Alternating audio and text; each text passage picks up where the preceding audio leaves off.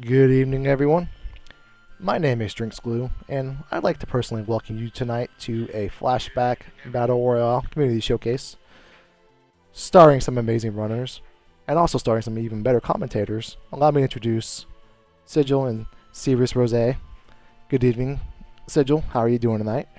I'm good. How you doing? I'm doing pretty well. So, what do we got in store for everybody tonight? I know we're doing the Flashback Battle Royale, but what are the flags and what's going on with these? Yeah, the flags are called the Coliseum Grand Finals, and the starting characters are going to be Moggs, Drago, and Gal, which they're going to have set skills, where Drago will have Lore, Mog Dance, and Gal Rage and GP Rain. Cerise, do you want to tell them about the scaling? Yeah, absolutely. So we have triple character Esper Dragon scaling, which means that our enemies are going to be getting levels a lot quicker than we do on typical flag sets. Normally we do 2 times, but this is 3 times. Not only that, but we have an automatic objective that starts right from the get-go, putting +3 levels to enemies, bosses, and dragons. So, normally we start a seed out and the scaling is at we're level 3 and the enemies are level 6 before we do any checks. In this one, I believe it starts out at 12, and then as soon as you do one, you're at level 15. So I it, al- it's gonna be they're gonna be beefy right from the get go. yes, I also see that there'll be split party experience. Oh, that's brutal. Yeah, you can Yeah, see the experience does look a little bit higher. That 7 times experience is, I believe, it's normally 5, but split party XP is gonna really slow it down. And we do also have unscaled dragons too. A typical way that we try to get a bunch of experience is to kill a dragon. And we do need to kill 2 dragons to unlock Final Kefka, but these are beefy dragons. They aren't your usual Worlds Collide dragons. They're all going to be probably 3 times beefier than we're used to. yes. And we have like about 20% encounters are unescapable, and our runners won't be able to use Ultima. And also, they really won't know what the enemy's HP is because we have normalize and distort on. And With I believe, sorry, go yeah, ahead. no, you could go ahead. I was going to say, I believe Normalize and Distort also makes some of the earlier game bosses harder than they would normally be. Yeah, I believe normalize. you're correct. Yeah, normalize the story is one of those things where when it benefits you, you think nothing of it, and it's definitely when it rolls in your disfavor that you never want to play it again. Yeah, when I ran a test seed of this earlier, I think I had a Ghost Train that did a wheel to me twice in a row, and each one shot one of my party members. Yeah, yeah. And also, even though the shops are 100% random, the stuff sells. They only have a sell value of 1/4 of what they're actually worth, which is usually we have about a 1/2, if I'm correct. I believe so, yeah. And to quote someone in chat, Fiery Blizzard, this is a flag set you can find yourself in a real bad place without realizing it very quickly. Yeah, things can really get out of hand. If you manage to do a bunch of easy checks that don't get you a lot of experience, but do get that scaling up, it can be really hard to recover from it.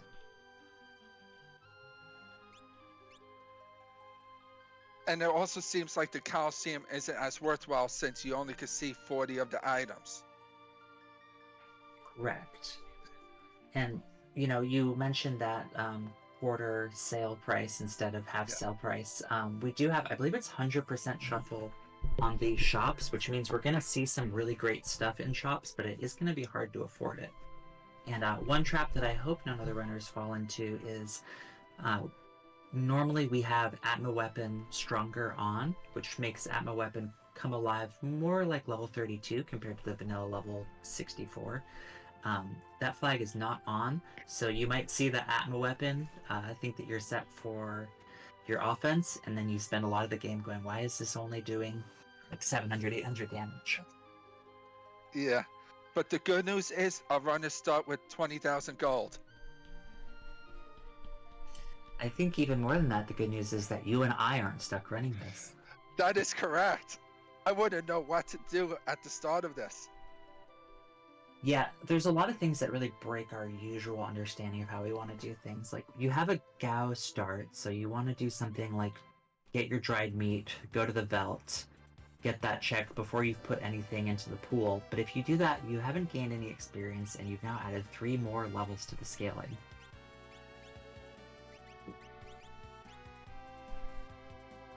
Oh, and it looks And, like we are like, starting. And speaking of like the Gal check, also the Mog check could be bad. The Lone Wolf check could be bad with the scaling. A lot of things can be bad with Yes. this. I really, I feel like the very start of the game is going to be the trickiest part, but it's not really going to get any easier, especially with that split party experience.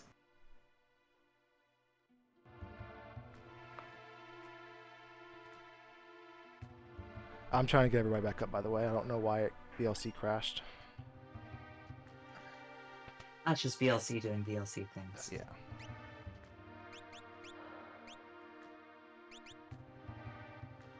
So Sigil, how would you want to start a seed out like this? I probably would go along my normal routing route of doing Nosh, Returnus, and then South Figaro. Seeing if I could find dried meat. What about you?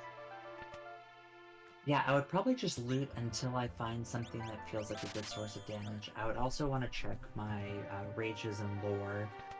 We don't start out with a ton of them, but a good rage or a good lore can really help you break through that beginning. But mostly I would just be looting and biding my time trying to figure out how the heck I'm going to get through this.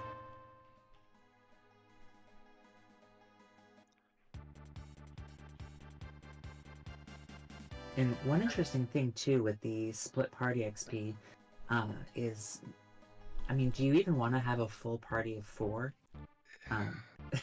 Maybe you just want to stick to what you have. I don't know. What do you think? Yeah. I would be tempted to just stick with a party of 3. Unless the 4th character is someone really good. Yeah, I mean, most of the time when we're getting to the end of the game, it's not like all 4 of our party members are doing something super important. Yeah. I pulled up Papa's stream and he's doing the Lone Wolf check. Yeah, hopefully we'll find something good, but that is kicking up that scaling. Yes. And we have found dried meat at Returner, so no hunting that down. Which the Lone Wolf with the Genji armor. Okay, so not gonna up the scaling, gonna give us a little more defense. Yes.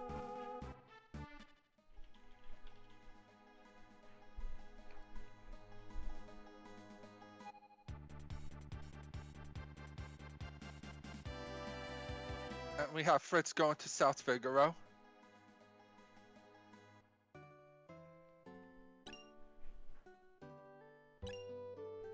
Yeah, let's see if we can get some good stuff. I don't know if anyone's checked their lores or rages yet. I don't think so. Yeah, you can always check them in that belt fight if they go to that right away. But I'll be honest, Sigil, I'm scared. I'm scared also. Oh, the relic shop in South Figaro has a hyperist. And was that cursed ring that Turdsman bought? That's kind of what it looked like. Which the bearer outside of the weapon armor shop had a flame shield. Okay, so we've got something. It'll be nice to have a way to get some, strong magic, even if we don't get an Esper right away. I mean, one thing that all the scaling in the world can't do is put down how strong magic is early in the seed. That is correct. I'll be passing around that flame shield like a hot potato.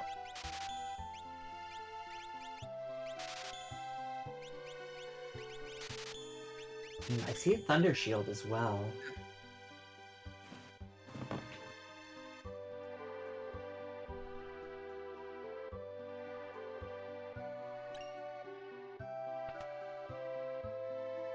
You said it was Papa who did the lone wolf check?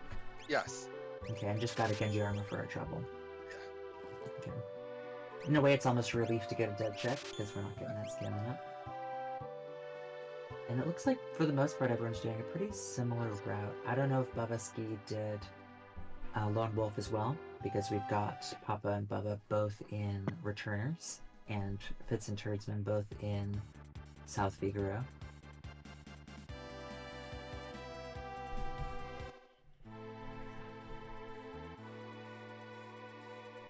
Got Fitz going to World of Ruin South Figaro. My theory is, if one's crappy, if one's bad, the other one's gonna be great. Yeah, as much as it's a hard habit to break, you know, not looting every single chest, chests aren't going to up your scaling, you know. It's not going to make things any harder if you get more stuff. So, sometimes that's what you gotta do. Ooh, and Glue pointing out we found an egg in the basement. 2 eggs in the basement, someone is saying. So, I guess the seed is being a little nice for runners with that scaling. Yeah. We've got Bubba doing the Velt check.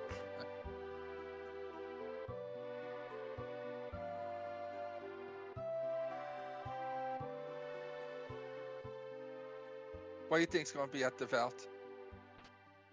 I think it's going to be a character that we don't need. Just to up the scaling without giving us much more power. And it almost feels like we're having a hard time getting through this Lobo.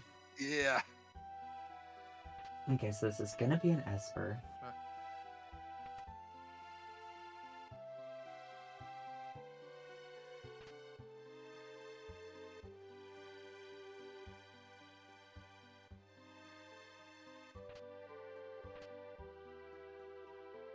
Let's see what we got. Bolt 2, Flare, Doom. Not too bad. We can make that work. Yeah. I'd be happy with that at this point.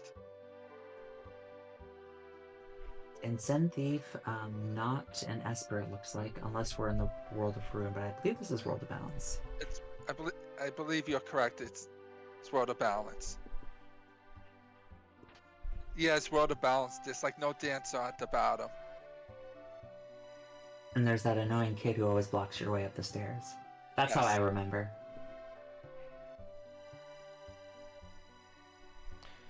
Ooh. And there are Super Balls. Sigil, I think you're the biggest fan of Super Balls here. Do you want to tell us why those are important? They're important because they have a potential to do like 3 to 4k damage if they roll really good.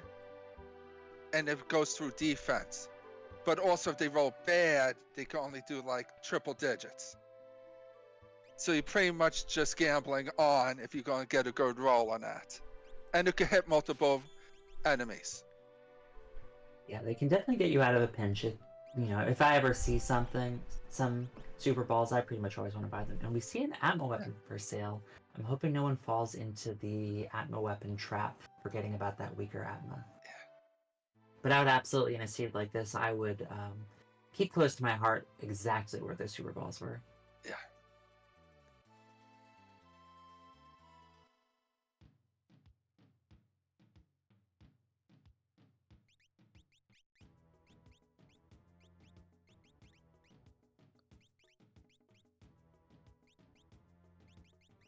We're all just looting, getting power. I'm excited to see what's going to be the first thing that's going to run into us, where we're going to try to get those grind fights. So it's 3 and ball 3 at least, with rages. So we've got some power. Yeah.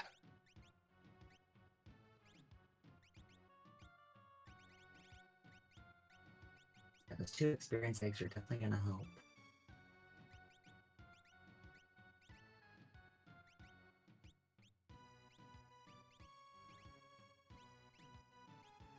And we have Papa doing the trench. Yeah, I'm very excited to see what's in here. Are we going to get some fights that are going to play nice, give us lots of experience, or is it going to be full of a bunch of level magics? I'm hoping a mixture, just so it brings some excitement to the table. My favorite is always when the very first one is absolutely awful, and then the rest are all easy. Yes.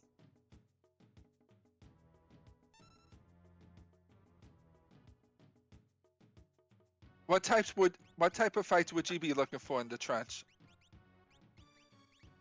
Mm, anything that I could kill easily. Nothing that absorbs ice, since we've got that ice 3. Probably nothing like M-Tech looking. Anything mechanical just always seems to have the worst things when they're in here. And to me, Ooh. mechanical things underneath the water, like, makes me feel weird. It's like, how do they work there? Ooh, were Series you about to?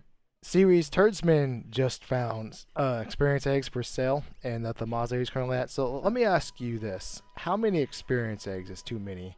And let me follow that up. There's Illuminas for sale there as well. So how many Illuminas is also too many?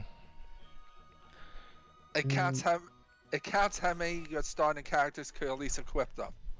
Yeah, I would say, Which if, Turtzman also has a Ragnarok. yeah, we've got some decent power. I would say 4 experience eggs is probably enough. And if there's Genji gloves in this seed, we could do it 8 Illuminas. Yes. But that's, I would just be making sure at least somebody's got those. But like, Go ahead. but like Blizzard pointed out, Turtzman sold their gauntlet earlier. Yeah. Yeah, that's a bummer to sell that gauntlet there. But I would say that like usually like 1 or 2 experience eggs, you get kind of diminishing returns when you get the 3 or 4. But with split experience, unless you played split experience or you've been playing the vanilla game really, you kind of forget how punishing that can be. So I would not be surprised if Turdsman ends up with 4 on all of his characters, and that just essentially removes a split experience flag for him. But I probably personally would pick up 1 more egg. Mm-hmm. Yeah. And we're seeing a lot of rough fights on the screen. We've got those goblins with reflect. We've got ninjas in the burning house and a doom dragon. Turdsman burning those balls. Go ahead, Glue. I would say of the 3, the ninjas are probably the least scary as long as you have some way to absorb 1 element. But yeah, that's some pretty unfortunate fights going on there for everybody at the same time.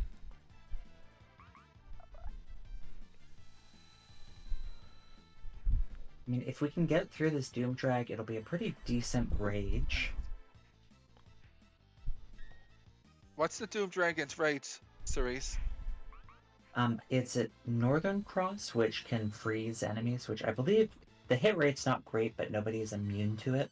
So it's mostly defensive, but it can really slow the enemy down.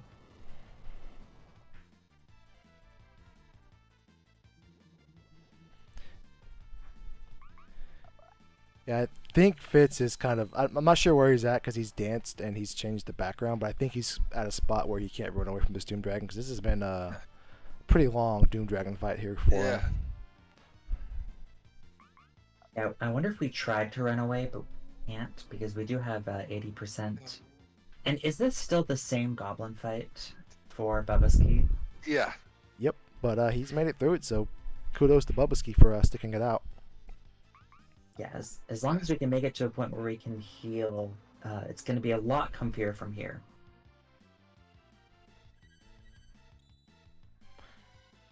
And double down saying, what kind of monster makes a seed with 20% unescapable fights?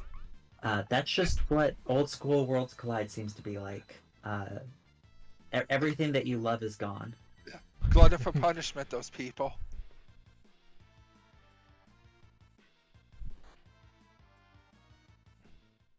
And oh no, Oh. that's a really bad feeling with how much time Fitz put into that. I'm sorry, my friend. Yeah.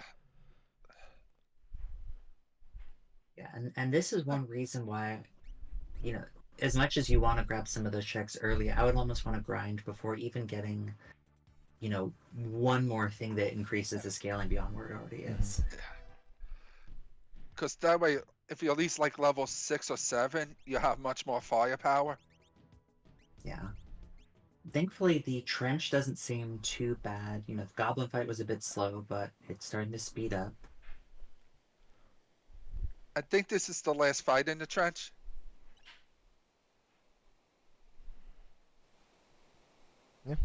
Papa Shango gonna get the bad news that there's some goblins waiting for him as well. I'm hoping there's a Yeti at the end of this trench.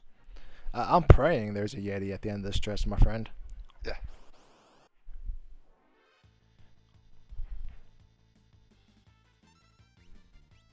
I mean, even if it's nothing, we still got all those levels, but I think we're all praying for a Yeti here. Looks like that's Lock based on the color sprite. Oh, excuse me, that's Shadow. With some pretty good stats. Yeah. And I think he has Blitz. Yes, he does. Blitz is a fantastic ability, especially when you have some eggs laying around, because if you get to level 42, you get that mythical bum rush from some old crazy guy in a cabin somewhere. But with split experience, it's going to be really iffy if he gets there. Yeah. Drinks, can you explain Bum Rush last off flag? Yeah, so normally in Final Fantasy VI, when you reach the World of Ruin, more Illuminas per cell, my goodness. This seed is so cruel, but yet so giving at the same time. And Genji gloves we had too. Yeah, that 1/4 cell rate is something. But anywho, normally when you play Final Fantasy VI, the first thing most players do, if they've heard of Duncan, is immediately go to his cabin, get Bum Rush for saving, and that's kind of like, your first endgame offense, right? In Worlds Collide, because you immediately have access to the World of Ruin, it's kind of broken if we give you a Bum Rush for any Blitz users, so that's kind of like what everybody would do right away. So what we do is we have a flag called Bum Rush Last. It basically just means you learn Bum Rush as your last Blitz after you go get that animation. So you get Air Raid at, 1/, I think it's 1/ the last one at level 42, and then that allows you to put Bum Rush into your pool of Blitzes by triggering that animation with Duncan up there all alone. Blizzard pointed out it's Spiralar. That's the last. That's the 7th, that's right? true. Yeah. I forget Spiral exists. I probably haven't used it in 12 years. Yeah. It looks like, did Fitz not make it through that trench? I don't believe they did. No, he did not. He's having a rough start. Doctor, I failed that quiz. I remember, I think it's the same one as the input for one of the domes in Chrono Trigger. So Turdsman rewarded for all that Burning House effort with just some fixed dice, but we at least got a lot of grinding out of that. Yes. And more importantly, we did not die.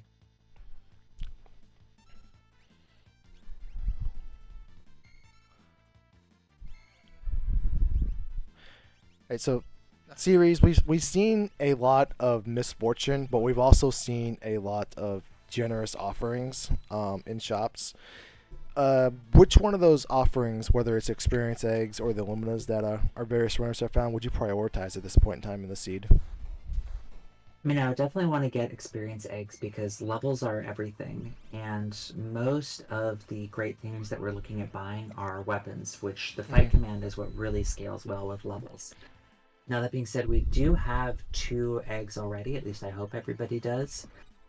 Getting an Illumina user early would be really nice. Illumina is a great defensive item beyond just being a great offensive item. And I just don't think there's much better that you can buy, at least for that amount of money, which is quite a lot. Alright, unfortunate Turdsman's getting the Ninja pincer attack here, which is a normal everyday thing, happens to everybody. He's able to smoke bomb out of it. Giving it another go, trying to get the belt reward.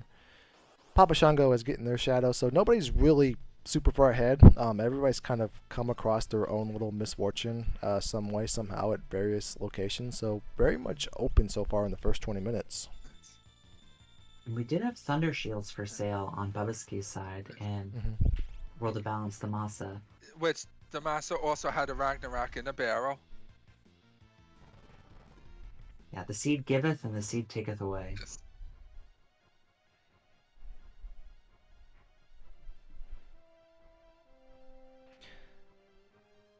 And very little divergence so far. I think with the scaling and the way everything is, it will be a decent amount of time before we see anybody take on some bosses.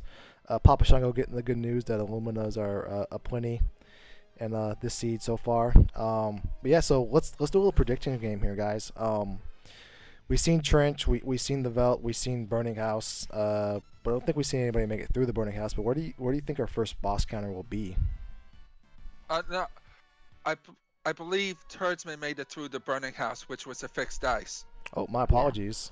I was not And familiar that with. was Leader, which isn't exactly eye-catching as far as bosses go. Yeah, But I'm... Go ahead. my apologies to Turdsman. I was not familiar with their Burning House game. Yeah, but I don't think I consider Leader a boss though. What about y'all? No, he's not a boss. He's more like a mini boss or Yeah. mid boss. He takes orders from early game Kefka, who is not a boss himself either. So Yeah. not a lot of respect for that guy. I'm wondering, so we've got Shadow, so we've got a fourth character, and we only need 3 to get through the seed. But we still need 9 more Espers to go, so there's definitely a lot of potential for divergence. You know, a lot of people really like Fading Floating Continent because it's such an investment. Yeah, Floating Cotton is definitely suicide. Yeah. At this point. But it does give you some opportunities. The more espers you get, the more chances you're getting to take a dragon early.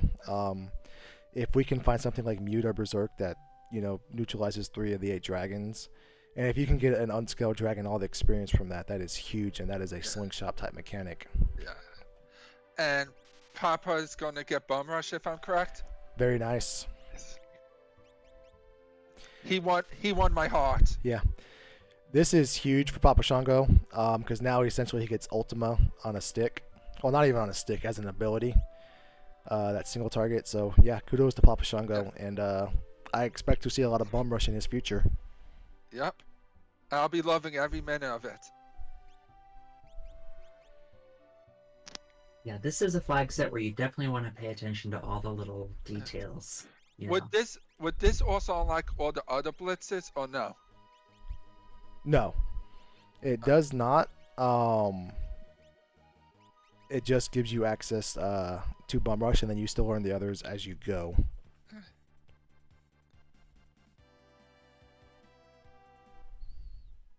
What's your favorite blitz, Drinks?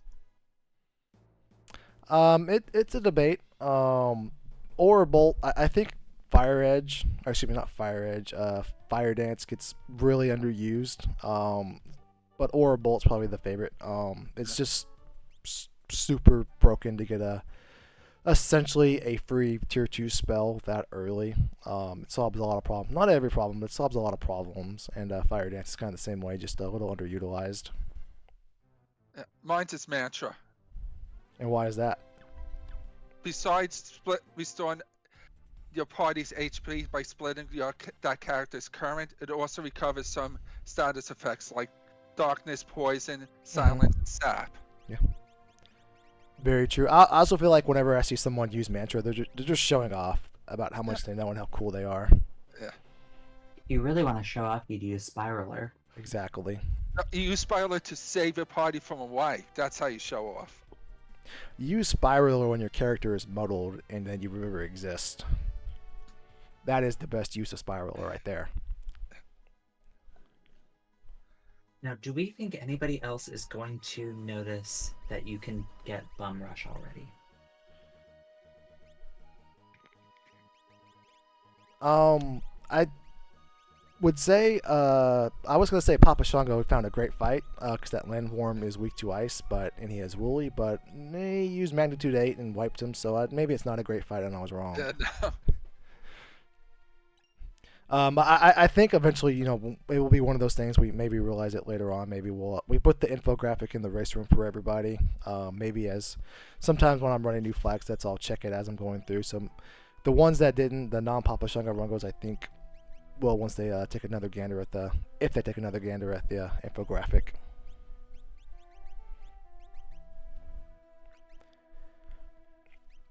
Oh no, that's landworms and Fortis in the same spot. That is something.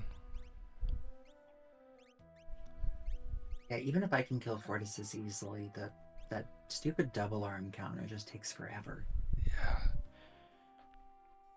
Yeah, but no, with that bum rush though, he's just gotta have his shadow survive 2 turns and he's fine.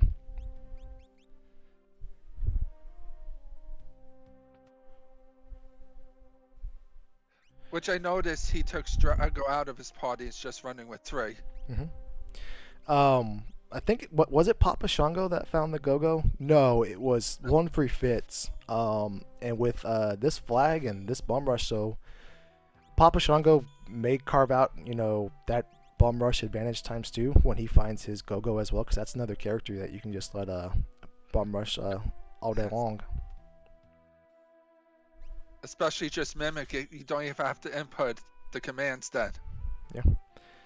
Very true. A cool thing about Mimic and Bum Rush is that if you, oh my gosh, there's more brutal fights, but hopefully we have better fights. But anywho, if you, on things like Final Kefka, when you input Bum Rush, if it goes somewhere you want it to go and you mimic it, it will go to the same spot.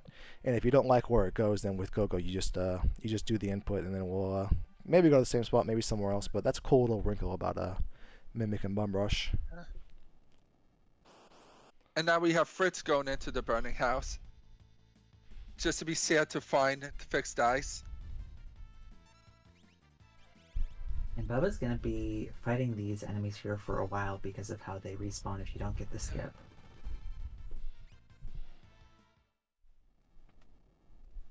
How does the skip work, Cerise? So if you move at the same time the enemy moves and kind of go past each other, you won't trigger the encounter with them.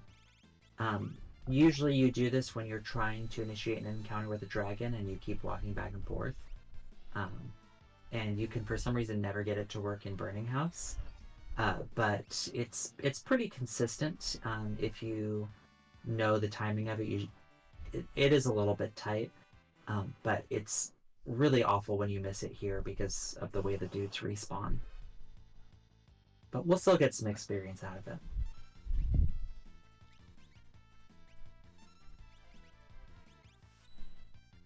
Alright, so Fitz found out the bad news that there were ninjas in this burning house. But fortunately, he was able to X-zone his way through the first one, and the second one, he's got that, albeit split experience, but the experience from the first one, and the second one is no danger to him. And Papa just found VKs for sale. Speaking of this seed offering us quite a bit in the shops. Yeah. While we have Bubba facing number 24. Yeah, I saw that out of the corner of my eye while I was looking at someone else's screen. I almost had a heart attack thinking it was Nagi Master. Yeah, I almost had a heart attack also when I first saw it. Ooh, Papa Shago found the Ragnarok as well, so the rich get richer, and the eggs. Is that eggs in both relic shops in Tommaso?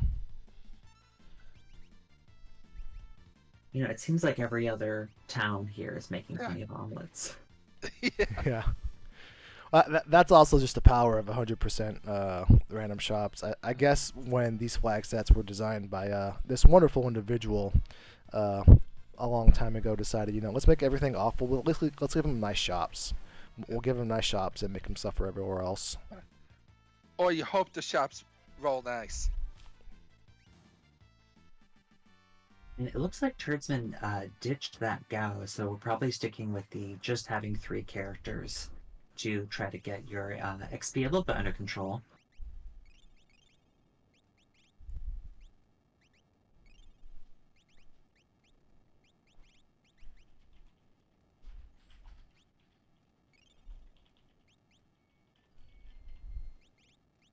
Now, at this point, I'm feeling pretty good about what Papa has for offense. I'm a little bit concerned with everybody else. Yeah. What do you all think? I feel like Turdsman's fine for offense with the Ragnaraks, but I would feel more comfortable if he sees that the Bum Rush last flag is off. Yeah, that's just, Bum Rush ignores defense. It's super high powerful, which is why you don't see it in most Worlds Collide seed. But for one runner on screen to have an access to the other, it's a pretty nuclear thing for them to have and Yes. to be the only one showing off. Not to mention, it scales off of magic unintuitively, which is a very easy stat to raise compared to vigor. You want a controversial opinion I've come across the past few weeks or months? Yes. Somebody told me that strength was a fake stat, and it's not a fake stat. It obviously has an impact, but like it is really marginal in how much of an impact it can have, even if you find it on a starting like on the starting Esper, your first Esper, whether it's +1 or +2. The overall impact it can have sometimes is really marginal depending on what you find or what you're using it with. Controversial opinion over. I mean, Dr. DT in chat pointing out that, whatever you say about strength, at least it's not stamina. If you play an auto seizure seed with a plus stamina Esper, you'll find out that it's a real stat real fast. What does that do? So the HP that ticks off is based on your stamina. So if you accidentally sit like on a +2 stamina Esper, and then whatever, like it's a real weird use case. But if you sit on a plus stamina Esper, and then trigger auto seizure, you can easily have like north of triple digits ticking off every second, and it just catches you by surprise fast, especially on the final Kefka fight. What a friendly game. Yeah. And we have Bubba facing Dullahan at the Moogle defense. Yeah. I'm wondering if these flags, if we can get auto seizure implemented, and then throw like another Illumina shop to compensate for it. I don't think we ever need to touch this flag set again.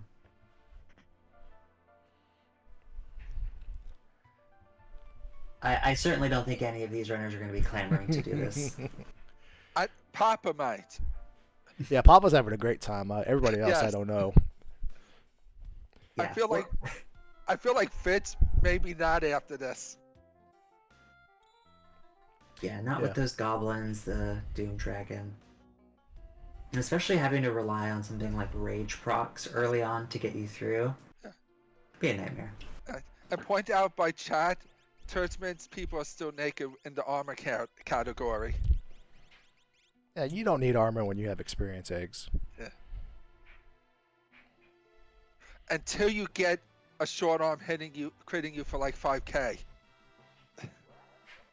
I mean, that Jilhan did instantly kill Gao at the beginning of this fight. Yes. 1,000 damage Pearl. Looks like I missed this. Looks like the Terror sprite has been replaced. Or excuse me, the Kefka sprite has been replaced by Terra. So that is interesting. We got to change the whole thing. We're not racing to defeat Kefka. We're racing to defeat Terra now. Yeah. And I thought Celeste was the traitor. Hey. Now only if Kefka is the Terra sprite is Kefka's. Yeah. This might be one of those alternate universes where Terra never lost a slave crown.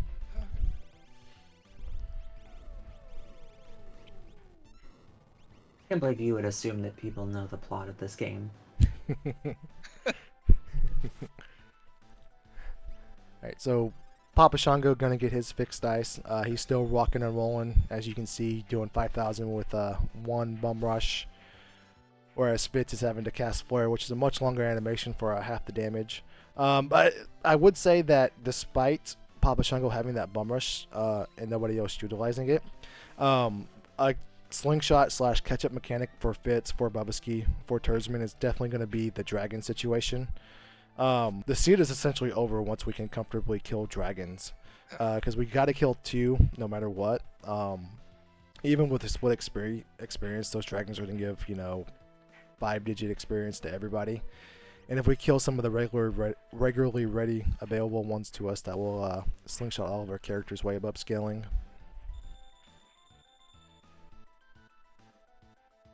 One more nice thing about the Bum Rush is it doesn't cost any MP. So even if you can get, level 3 spells, with the experience scaling being a little bit trickier, you're going to run out of MP really fast. Yes.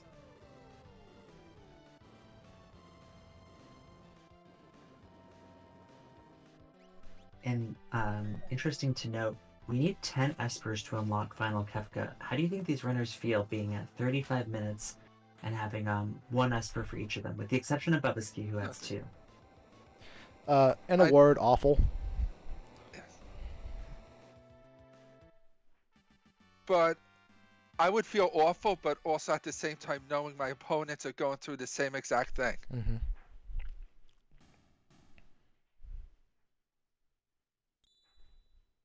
Yeah, it's not a real good feeling to be 20% of the way your Espers, but it's also one of those things where the way Final Fantasy VI is designed is that everything revolves around levels. We've seen Fitz wipe various times and have various unfortunate circumstances present to him, but he still managed to muster up to level 16 and level 22 with his characters. So he's on the cusp of being able to steamroll through everything once he gets a few more levels under his belt.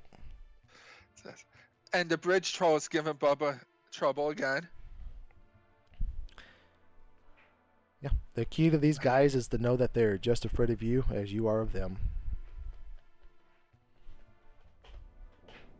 Is that true? I don't think that's true. It's not true. I've dabbled a little bit in looking at some of the code for Final Fantasy VI, and it's definitely in there. It's commented in there that this line of code makes that true. Alright, Bubbaski making it through. That's Realm down there with the Muggles that are Wonder Fritz needs to defend. So we know Realm is readily available.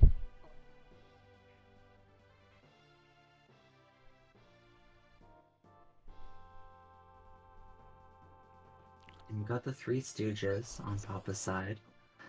Kind of a little bit annoying if you're relying on Bum Rush, because you need to kill Curly on top first. Yes. Else, if you don't, he'll cast Life 2 and revive the others. Which Papa used Doom to take out the left guy, which is the only one in this fight. So that's weak 2, instant death. Yeah. With something like Bum Rush, it's, I know obviously he can bring his friend back, but it's one of those things where you go ahead and get him off the table, so that way you have an increased chance of getting Bum Rush on the right guy. So I like that there from Papa Shango. Apparently, Cyan is a vanilla sword tech. Yeah, you love to see a vanilla Cyan. Yes, especially when you can't unlock sword tech. Now, how does the community in general feel about Cyan on a scale of Strago? How many Stragos is 1 Cyan worth? I am super happy to see Cyan as character number 4 or 5, especially something like this where I'm like, Sam Bubbaski, I have 7 characters and 2 Espers. I'm ecstatic to see Cyan because now I have access to 5 possible quick Espers. Whereas if he's a starting character, or if he's like, character number 4, you're just like, I really don't want to put this guy in the party. I think it's the exact same thing, Glue.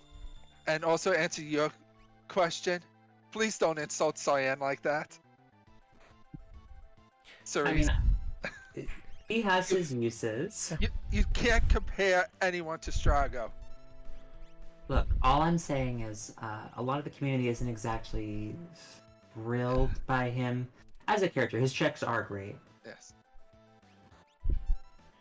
Hey, he's not that actually bad if you get favorable equipment rolls, because he doesn't have the highest strength, but he has a decent vigor stat. But he just has such low speed, so even with his default ability, which is normally pretty cool, his speed is so awful. along with his ability to implement a water filtration system in his home. But anywho, awful speed just kind of adds up to an unfortunate character. We're gonna have our second runner on Restream finally have Bum Rush. That'll be great to see. Yes. Kudos to Turdsman. He knows his bum rush, and he's gonna know it well. You Now- guys taking that realm in the party there? I didn't see what she had. I believe it was capture. I mean, if I have magic, Realm probably has good enough stats that I want to keep her. Yeah. And it looks like she does have the highest. But you know, that also depends on if we get espers that do anything. But also with capture, you could also steal some like elixirs if need be during the final Kefka fights. I tend to be pretty pro Realm in general, so I just like throwing them the Yes. teams if I can. Yeah, I'm pro realm also. And you know, on Bubbaski's side, we're at 7 characters, 2 espers. That probably doesn't feel great, Right. considering the characters aren't really doing much for us other than upping the scaling and making everything that we fight harder. Yes. Blizzard, I think you go with that you witness erosion while waiting for Strago.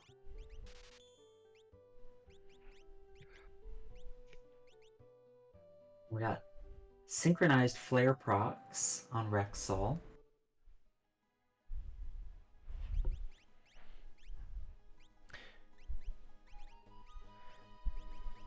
Yeah, bum rush. Unfortunately, this is probably the only thing that's gone wrong for Papa Shango in the last 25 minutes. Is bum rush isn't great for Rexol, but that's cool because he can get that out of the way now while he's not super.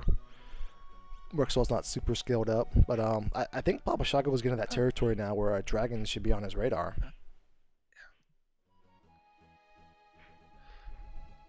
Yeah, I think I'd have to see what the defenses looked like because it's not just about killing them, it's about them not killing you. Yes. Glue, is the dragons all mixed? Yes. So they'll be mixed in the various spots. They are just unscaled. But we have well, we don't all have cyan, but some of us have cyan, so we have access to the storm dragon. We always have access to the ice dragon and the opera dragon / dirt dragon. So, oh no, Speaking of dragons, oh no. Yeah, so maybe Turdsman forgot that dragons were unscaled there, or he just really wanted to eat a quake. When I ran a practice seed of this earlier, I spent a long time trying to kill a red dragon before I realized that they were unscaled. I just assumed it was the seed being as goofy as it is every other place. and Papa finally gets his go-go. Ooh, but he didn't put Go-Go in the party, so maybe he's gonna reform on the airship, or maybe he's just not realizing what Mimic and Bumrush can do. And at the Tritalk spot is one of our favorite bosses, Doomgaze, which Tersman failed the math test 2 out of 3 people. It's a good thing we don't have Iron Mog on. Yeah. I would say this is a smart play here by Turdsman. Let's go get an Esper and possibly a dragon at the same time. But my goodness, what an awful idea this turned out to be. I believe if Turdsman didn't sell the Memento ring, he could have equipped it on one of the people to block that. Yeah, very true. If you can equip an Ice Shield and Memento Ring, the odds of Doomgaze killing you go significantly down because you negate his 2 favorite things. But just get off level 25 is what Turdsman's going to do, it looks like, and go from there. And we got Papa doing the floating continent, which I think if anyone is capable of handling it, it's probably them. And considering everything else has just led us to more characters, I wouldn't be surprised to find a bunch of espers up here.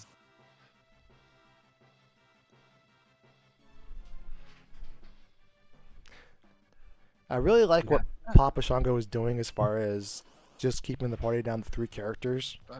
You don't need 4 characters to act, and with experience, that 4th character is just gonna suck away experience from everybody else. So using only 3 here, I like it. Absolutely. Now, is it gonna pay off all of this fuss in Narsh, or is this gonna be dead? What do we think? For Tersman's sake, I hope it's not dead. And I mean, this Narsh is a pretty common play, so for everybody's sake. I hope it's not dead for everyone's sake. Yeah, I just hope he makes it through it.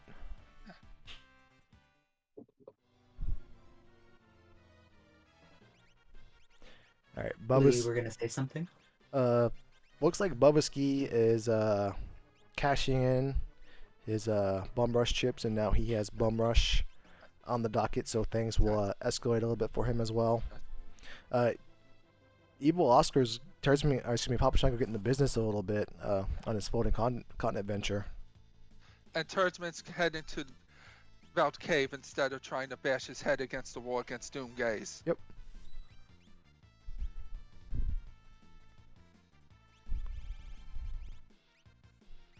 Do you think it's going to be 3 Espers on Floating Continent? It's not guaranteed, but it's looking likely because there is a plethora of characters just about everywhere else. But that doesn't guarantee it, but I would say that odds are a little higher than usual. Yeah, I think this seed is definitely gonna really want to punish anybody who doesn't try to do Floating Continent. Just because we don't seem to be pulling any punches. I wouldn't be surprised if Floating Continent had 2 characters in this seed.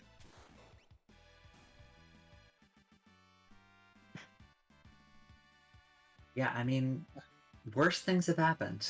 Right.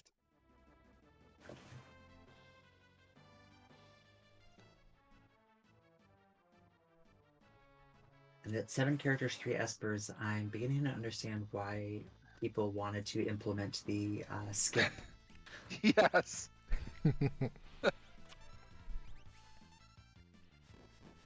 Alright, Sigil.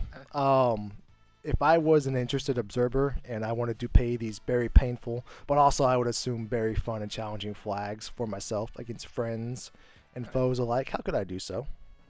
You could go to our Discord, which is... What's our Discord link again? Fair point. Let me go grab it from the website. I'll paste it. It does usually show up in the chat log by Nightbot. So if you're interested, you can usually always just scroll up until you eventually find it.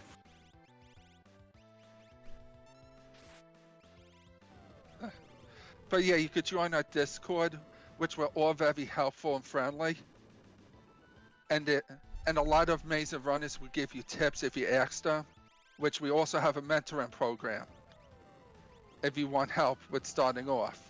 Or you could go to our website at https://fx6worldscollide.com, if I'm correct. You are indeed, and make sure you do HTTPS on the HTTP.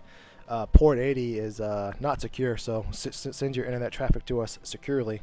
But yeah, fs6worldscollide.com is where you want to go. You can get the link to our Discord. Magre putting the link to it in the chat. But also in our Discord, once you join, you can find under our announcement thread, you can also find the sign up for our Flashback Battle Royale, which these runners are participating in and showcasing one of the flags from that event. That is where you can sign up. If you are wondering, hey, this is my first time checking this stuff out, no worries. We also have the mentor program Sigil has mentioned. We also have a new player event, but that won't be in time for you to learn these flags and for the Flashback Battle Royale and whatnot. But mentor program, we have eager runners that would be happy to answer questions for you or give you some tips or just give you a mentor session about what's going on to get you started. Yeah, we've got a tremendous variety of stuff going on in the Discord. If you want to run stuff that's easier, so you can get used to it, we've got that. If you want to run stuff that's tough but fast, or just weird, there's always something going on. if you want to run something, they have no clue what the flags are. We also have that. If you want everything to be named Steve, we've got that.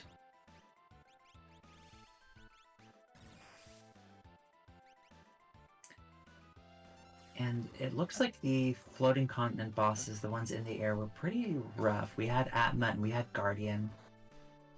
Papa did get through them, and I don't think Fitz will have too much trouble getting through it, but they are beefy.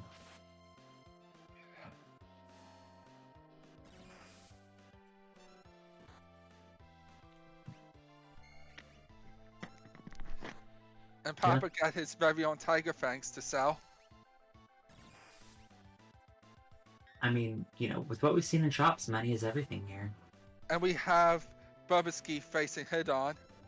Glue, is the undead flag on in this flag set or no?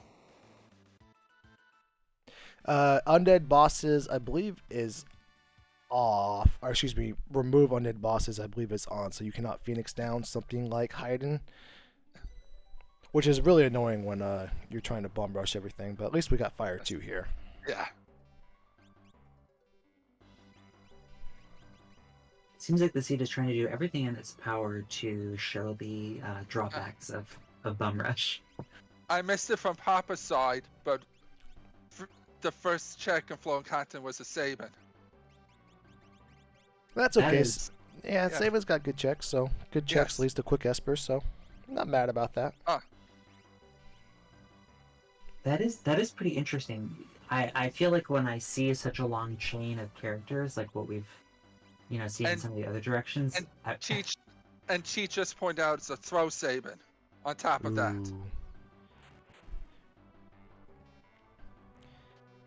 You want to know what the problem, or I wouldn't say problem, but a drawback of throw saving in this is that with that 1/4 sell rate, your budget's a little tighter. The wallet's a little smaller, so you can't regularly get skeins or even shurikens, and heaven forbid ninja stars. You're getting pretty ambitious if you think you are gonna make on some ninja stars in this seed or these flags. You also probably don't want to do a lot of shopping 52 minutes in. You might just be hoping that you'll run into something at one of the various Illumina stores. Oh yeah, Doctor, the event is the Flashback Battle Royale, which is all the flags run from, like, I think the major events over the past 5 years. Yep. I believe there's 9 flags in total, if I'm correct. Yep, each week's flags will showcase some various flags from past FF6 Worlds Collide events. They're not going to all be this painful, fortunately. For example, week 1 is our Moogle's First Tournament flags, which is the original Moogle Cup, if you will, with a few slight changes. But yeah, there'll be some diverse flags going on throughout the event. Which Papa just got through Chad. Come on, Esper. Yeah, a lot of tough bosses up here on the floating continent. Right. And Bubba has our favorite time sink, the Piranhas. Ooh, that was golden for Papa Shango there. And Terra's up there about to destroy the world for some reason.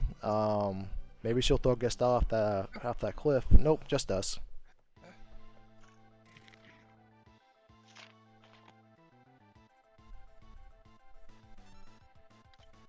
So how do you think it feels to be at the 53-minute mark and still need, 7, 6, 8 Espers to get to the end?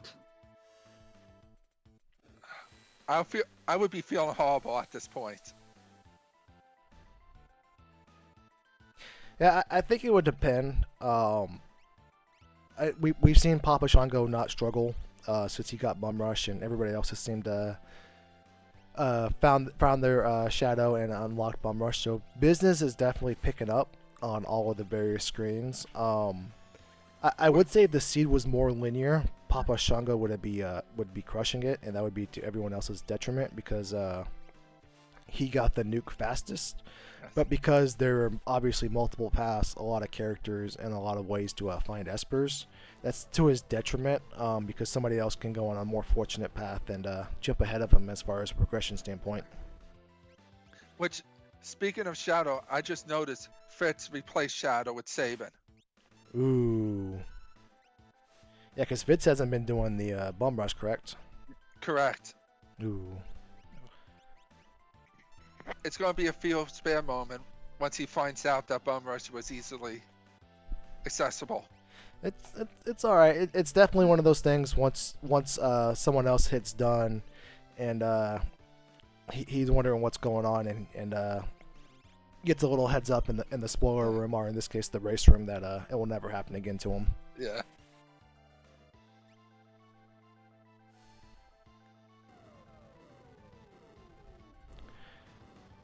We have Papa dooming the bottom left technical.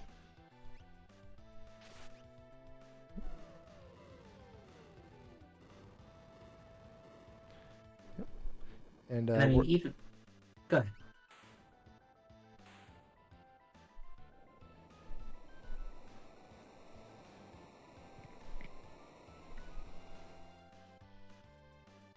And we're going to have the second check in Doma Dream to be a Magicite. I missed the first one. Was the first one an Esper? I think so. I believe it was dead. Cheech will happily correct us if I am wrong here. Yeah, it was just a Genji shield. Going back to the wonderful time of 2022 Worlds Collide, where things like Genji shields and gym boxes were in the reward pool. Oh, to be young again. But yeah, as Double Down is mentioning in chat, there are 2 possible Espers in the auction house. It's also definitely one of those things where you know where 2 Espers are, but we also know where all those Illuminas were. And heck, Ice Shields, Thunder Shields, whatever else you could want. So where do you want to spend that money? Do you want to spend that money on offense, or do you want to spend that money on getting your last piece of progression? And also, the Esper is not guaranteed to show up, if I'm correct. So No, you might there just can hit be up to 2, but it's not guaranteed to. So there could be 0, 1, or 2 in there. So, yeah. So you could just hit a string of bad luck and not hit it. Yeah.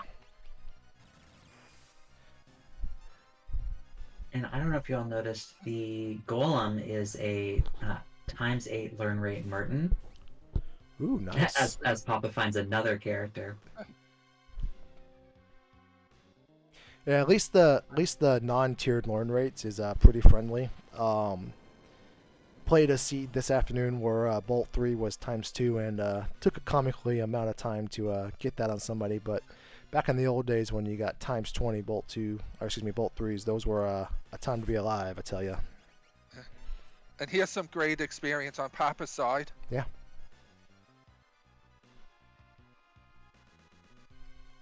Personally, I'd be very happy to have Realm throwing Mertens out, like she's always destined to as the murder child she is.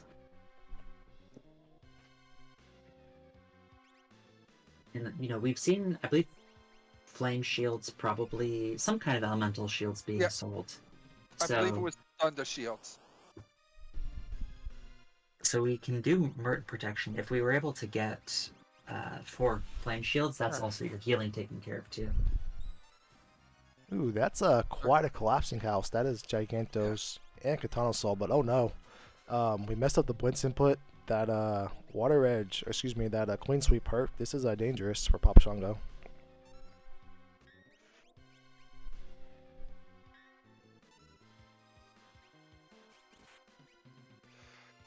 And that Bolt 3 hurt bad. Yeah. Whose meteor is that? Okay, good. Good. That was the wrong meteor. That's possibly a GG for Console there. Yeah, I just found out the other day that Katana Soul could use GP Rain. And when you least expect it, Katana Soul can wipe the floor with you. But we are happy to see, you know, even without that offering, just a ton of money. Yes. Yeah, that's another very incredibly fortunate thing too. Is now that's either A, the 3rd experience egg, or B, some Illumina action if Papa Shango when it goes that route. I do like the... Sorry, go ahead. With the amount of checks open to Papa, where would you go next? I really like the Celeste checks. because the first two checks in Magideck can't possibly be characters, you can do those really quick and then warp out without necessarily committing to the full thing. Plus, with all of these characters, how can we possibly get more characters from checks? South Figaro basement with Celeste is also pretty quick as well. I would probably just want to do the fastest thing I could possibly find, considering, you know, how long it's been and how many more espers we still have to go. But I would also consider doing Doma Dream, because, you know, we do still need 5 espers, and that could potentially be 3 of them. Yes. And you don't really want to be looking for your last esper at Doma Dream. What about you, Sigil? I probably would hit Doma Dream first, then do the Celeste checks. Because I'm already in the World of Ruined.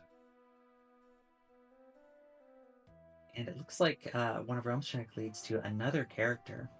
But, you know, the real sad thing about it is that none of these have been our Yeti. Yeah. That's all right. Yamara will be at South Figaro basement. I'm been assured of it by the developers. Yeah, I know Celeste and Setzer are feel bad when you still need 5 more espers in Bubba and Papa Shango Space, but they're honestly short of Cyan. Probably the 2 other characters you really want to see there, if you're going to get a character. Cheech pointing out that Papa doesn't have Cyan. So I would just do Celeste checks then. Yeah. Very good point. Yeah. And shout outs to Cheech for keeping track of everything that's going on here.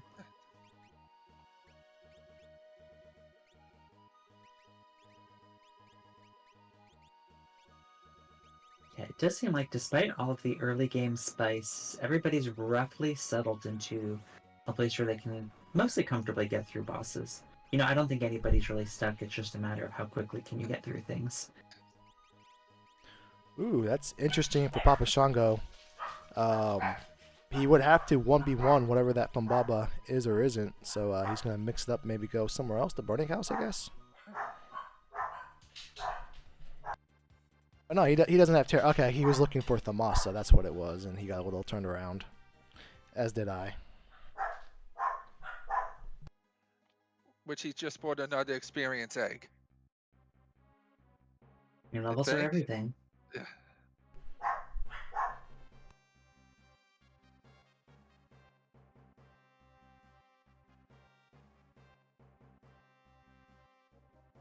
And we see, it looks like Terra on Fitz's side is planning on poisoning Doma Castle. It's so sad that Terra finally went rogue.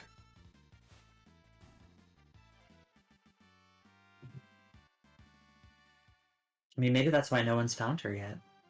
Maybe.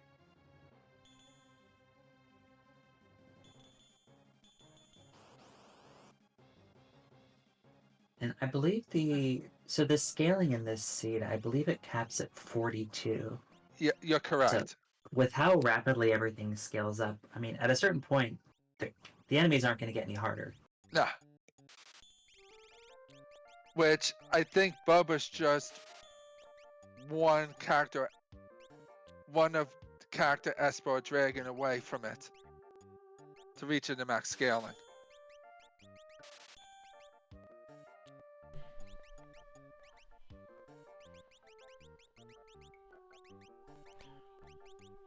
Would you start hunting dragons at this point along your path series?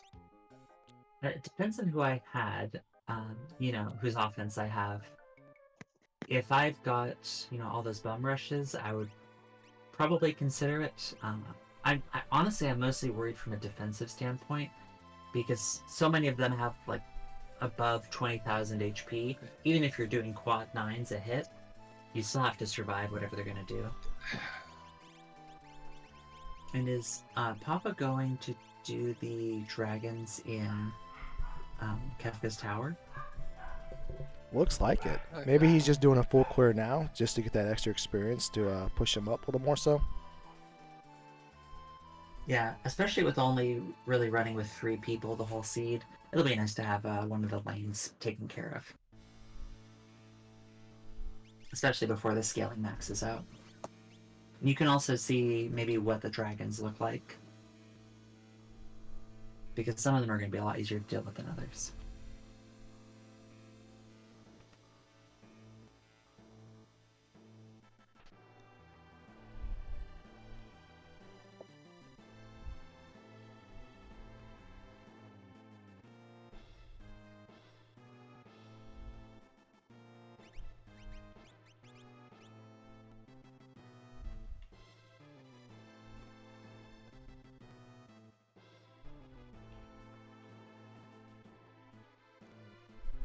And it looks like we're mostly back.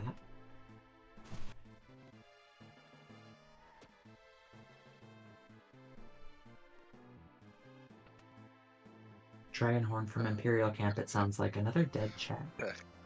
I feel real bad about that one.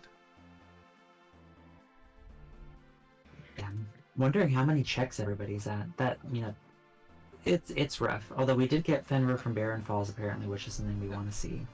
Yes. Especially if they're not going to go to Floating Continent.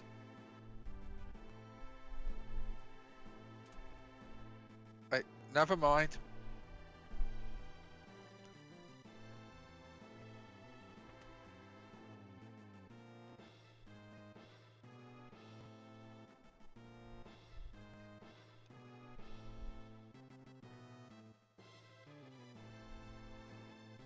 We have We're having Bubba fight the first fight of Kafka. Yeah, Bubba taking on Terra apparently. Yes.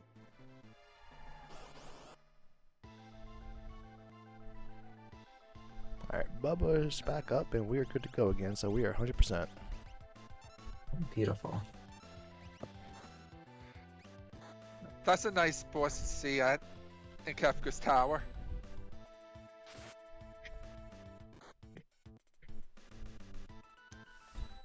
I think I've been killed by tunnel armor once in my entire Worlds Collide history, and it was a very strange flag set. So we'll get through that without too much trouble.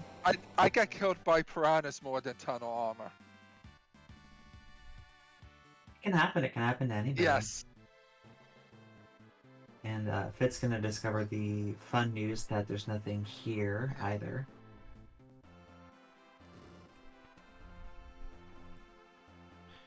And it's one of the tricky things too, when you get a seed that's this wide open, you know, no matter how well you're doing, you're gonna be a little bit worried that somebody else found the magical right way to get through everything.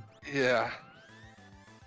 That's normally what's going through my head, like at the hour 10 mark. Ooh, looks like we gave White Dragon a nice little magic boost there, because that's a hefty pearl. Yes. And Yeah, it still doesn't help that they have no equipment, armor.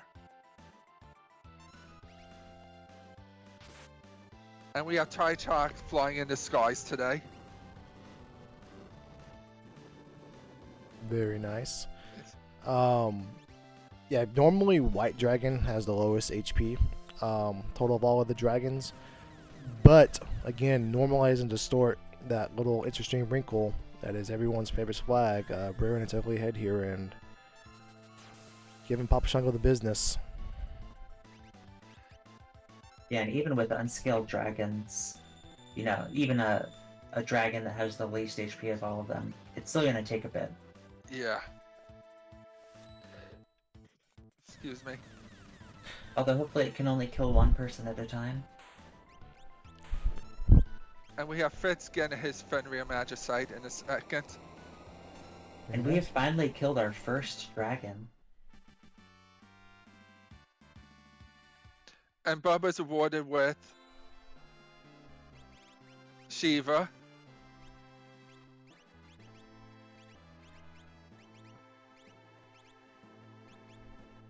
Right, yeah, we're inching closer and closer to those 10 espers. I feel like I've gotten numb to seeing Illuminas and shops in the seed. Just don't even bat an eye. Yeah.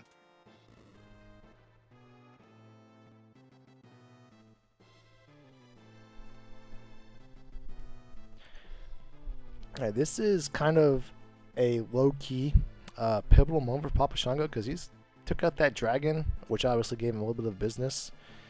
He's got to walk a long ways to trigger the next fight. So if this next fight is rough, that's giving back some of that time to everybody else that he had, kind of carved out for himself here. I think we had a Yeti sighting at Fanatic's Tower. Oh, amazing! I'm sure whoever saw that will go up there immediately and do the correct thing. I think Turdsman has to be disqualified for not going up there. I will say for Papa Shango, we have seen a lot of the worst case scenario bosses to run into here. Yep. But we do still have Magimaster. I think Magimaster would actually be pretty tame for him as long as he didn't get an obnoxiously high roll because he has decent elemental protection. Obviously, Bum Rush solves that problem as long as the Valiant Knife as well. So I was gonna say Poltergeist probably the worst case scenario, but never mind. It's just an Ultra, so kudos for Papa Shango.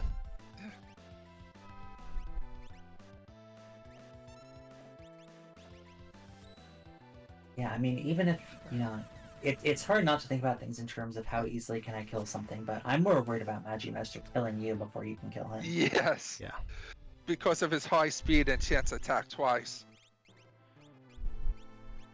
I think with the Bum Rush, though, again, unless it's obnoxiously high HP, he should be able to kill him because in Magimaster in turns 3 and 4, that's when he can start attacking twice in one turn. But if he's able to, carve out 8,000, or excuse me, like 12,000-ish damage in one cycle of his characters, he'll take him down before he can get there. Glue, I've been meaning to ask this about Magimaster. Mhm. When it just face wall change, does its ATB still go up, or does it stop? It keeps going while he was doing wall change. Speaking of Magimaster, there he is. So glad we were able to will him into existence here by talking about him. But when he is doing wall change, his ATB is still going. So a common strategy that you can employ is that when you you can't know for sure, but when you have a sense his ATB is filled, that's when you want to trigger the wall change and not wait trick. Because if his ATB bill is filled and he's acting with his wall change, he can't fill his ATB anymore, right? So I call it ATB stuffing. So you want to keep that in mind. When you think he's about to act, go ahead and wall change him and let the ATBs roll because his ATB can't fill up over 100%.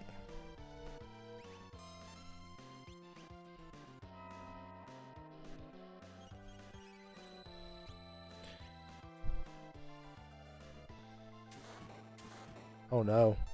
Oh no. Oh. Oh no. Oh. So unless Papa Shango can pearl with his Magimaster to death, he's in a little bit of trouble here, and he resets. I was keep trying to get to the skip to the end credits by sticking Terra at the front of the ship like that. Yeah. Ooh, that's a strength +2 Esper for a Turdsman, but probably a little too late to feel good about it.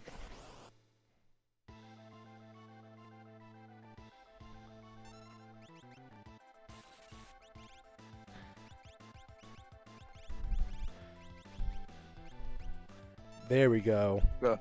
So Papa Shango Sigil is going to cast Reflect on Magimaster. How is that going to benefit him?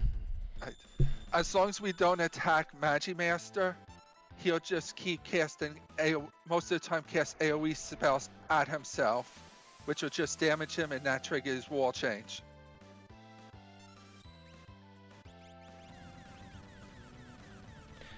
Yeah, that's one of the unfortunate things there about having that offense that obviously we just gave it a try and we couldn't get through, but also we feel like we could. But yeah, oh my goodness, what a low HP total. So Papa Shango was close the first time.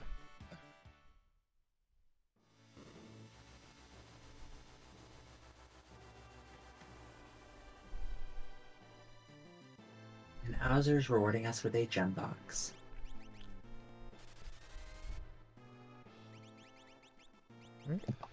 I bet Papa's feeling really good about doing that KT play now. Yeah, most definitely. I wouldn't be shocked if he goes back in there again and does one more lane. Because even now that he has one lane cleared, he still has to 1v1 at least one fight if he goes that route. Turdsman versus the Dirt Dragon Doomgaze combo is round 2 is happening now on the bottom left of our screens.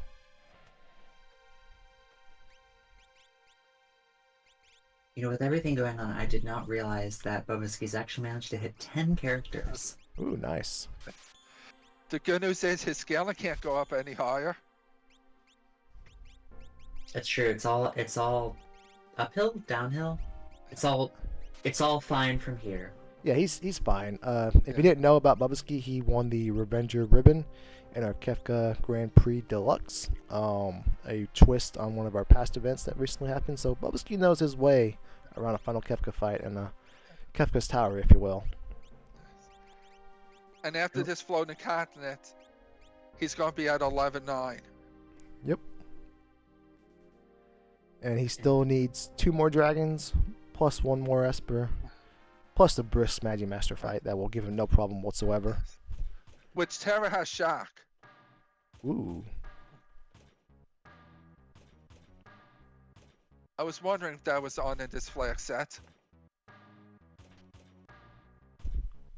You must have learned it from cosplaying as Kefka. Yeah.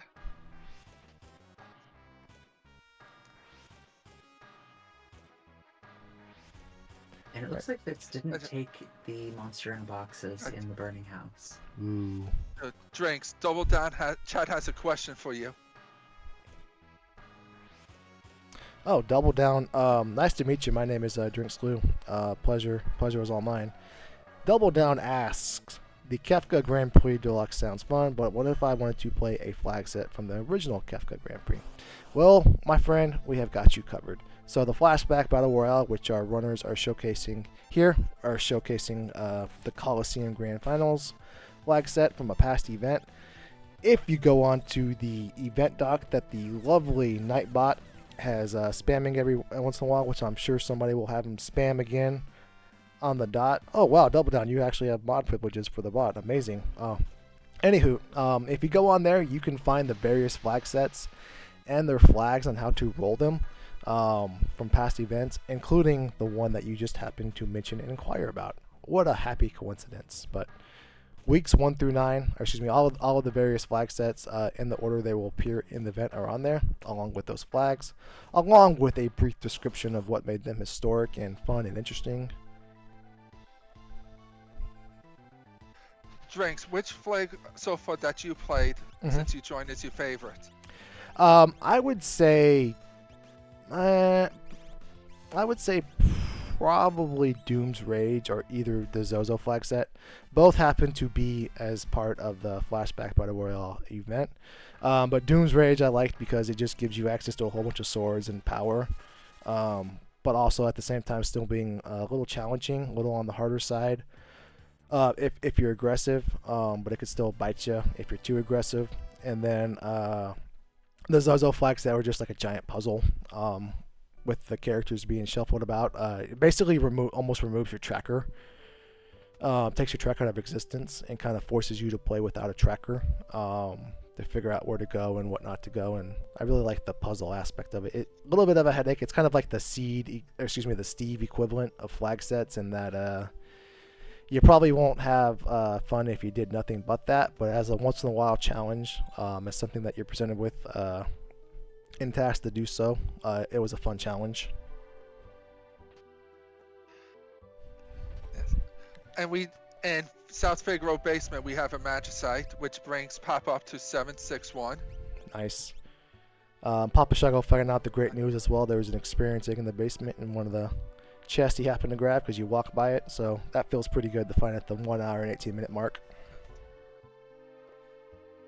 If only he knew he was actually in a pretty good spot, because it's not a great feeling to see that at such a commonly checked place. Yes. Right, but I think with Papa Shango's levels now, any risk the seed had presented for him is almost gone until he gets to the final boss, and there's definitely not an attempt at a jinx with normalize and distort fully on my mind with that statement. I mean, what's left to ruin his day? You know, we've seen Doomgaze, we've seen Magi Master. I don't know. Have we seen any of the statues? I believe Uh, we saw we- Goddess. We saw Goddess Mhm. at the end of Doma Dream.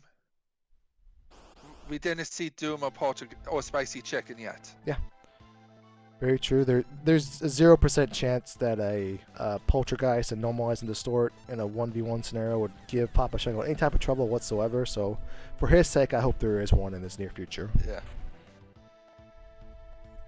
Haven't our runners already been through enough? No, absolutely not. No. Yeah, you're right. Now, what I want to know is who rolled this seed. I think one free Fitz rolled it, I believe. It is not surprising. You're correct, Yeah. Drinks. Oh, he did. So, one free Fitz, awful seed roller, amazing person. Unfortunately, one of those doesn't overwrite the other. So, he's an amazing person, awful seed roller. You add it all up together, and he's just an awful person now, unfortunately, because the seeds he rolls. At least he stuck running the seed that he rolled. Yeah. Yeah, when Bubba started this floating continent, probably wasn't thrilled to see an 11th character. But we are getting 2 espers out of it, so gonna be pretty close to getting that unlock aside from the dragons. Yeah, so we know Celeste is a collapsing house. So there could be the smallest of chances that Bubbaski pulls off the very rarely seen an ultra impressive 14 character seed here without trying to do so. So No, he's not going to get the character from Fanatic's Tower. oh, that's true. That is where Yamara was. So he Did we see a character in the Yeti hole? don't think so. No. Yeah, there's a small chance that Bubbaski goes up there and figures, hey, you know what? I'm doing the dragon because I'm going this way. He likes to do that dragon that he might as well get the Yamaro. So it's small, but it's not 0%. I mean, with how much we're swinging swords, I don't think we want to go into the one place that tells us to stop swinging swords. Unless you have Berserk. Alright, so series Papa Shango is utilizing that BK offering on Gao. Not anymore because Gao just, ate a hone tusk and didn't live to tell the tale. But how does that Valiant Knife and the Rage impact and interact with each other? Are you calling me out on this because of the mistake I made in a run recently? Oh, no, I thought you had brought it up the other day that you would be happy to share. Yeah, so... when we get the regular attack command with the Rage, it'll work like any other offering BK. But what I discovered is when using it with something like Stray Cat or Cat Scratch, it seems like it doesn't provide the bonus damage in the BK. I believe it provides the bonus damage on the normal damage and not the HP portion. Yeah, Yep. And that's what you want the VK for. Yes. I learned that earlier this month. Yeah. So don't feel bad about that one. Well, I learned it in a relay race on stream, so... Yeah, it doesn't give Papa Shango the bonus, but it is one of those things because Gao doesn't have the attack command. Well, it's like, I can just turn Gao into a makeshift Yamaro and let him attack every turn. If I happen to have, Boogie or Gold Bear or something, I don't get the bonus, but, whatever. He's going to do amazing damage, and I'll figure the rest out later. Yeah, I mean, you could even put it with a support Rage. Yes. And now Bubba's at an impressive 11-9. If I'm correct. After that Magicite. Yep. Bubbaski trugging along. Has the most Magicite. Also has the most characters. This is unfortunate Doomgaze here for Papa Shango. Just a little bit on the wrong side of some numbers.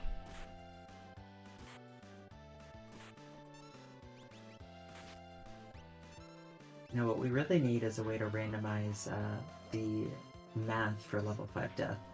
My friend. My friend. It is not on the website to toggle on and off, but we will happily introduce you to the level randomization flag. And let me tell you, you have not lived until you've been hit by a level 2 Doom. I was going to ask, can it go to like level 1? I've prayed and I've attempted to bribe Schwantz to make it happen, but he said no, that wouldn't be fair. And I wholeheartedly disagree. But Yeah. no, we do have a. It's not an implemented flag, but Schwantz will happens to be here and he will share it with you, in which it just randomizes the levels of the various level spells to a certain extent. See, folks, we have it all at Worlds Collide. Yeah. But I promise it's not all literally doom and gloom. Yeah, I was just going to say that. Yeah, nothing brightens your day more than getting hit by level 3 Doom. Yeah. I mean, we recently had the Super Ball flag set relay race, and that one is just super fun, where you're just blitzing through, swinging swords and having a good time. So, if you don't want to make yourself suffer for our amusement, you don't have to. And my favorite part of that flag set, I could make the shopkeepers go bye-bye if they have nothing good. Or the dogs. Say No, what? I do not touch the dogs. Say what now? I do not touch the dogs with that. Okay, thank you. I want to live.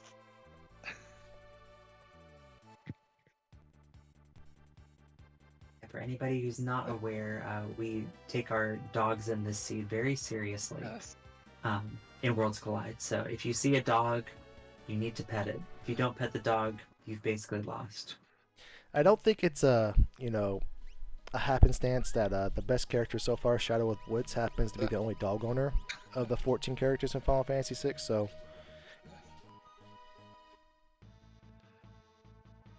And speaking of dogs, and speaking of all the different flags that we can get, there is even an option for auto dog block. Yes. Which I believe works on every character. So if you weren't sure if you had that dog in you, you can play with that flag, and you absolutely will. I did once.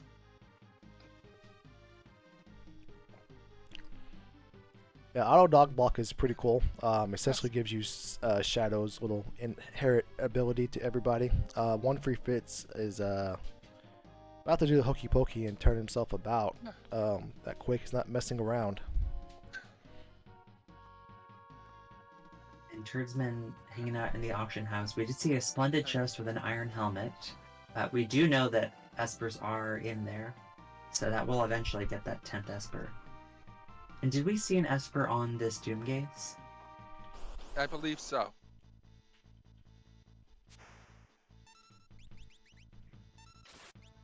So after this, Bubbaski could potentially just go straight into Kefka's tower and try to kill one of the dragons on the way through. But hopefully he sets up his party right for the Magi Master in the middle lane.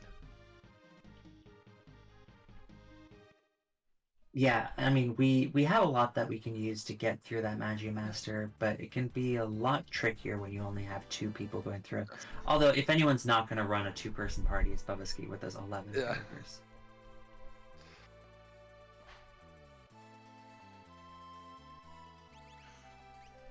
And Turt's about to get that 10th Esper. And Fritz took another game over, I believe. Yeesh. That's unfortunate. Yeah.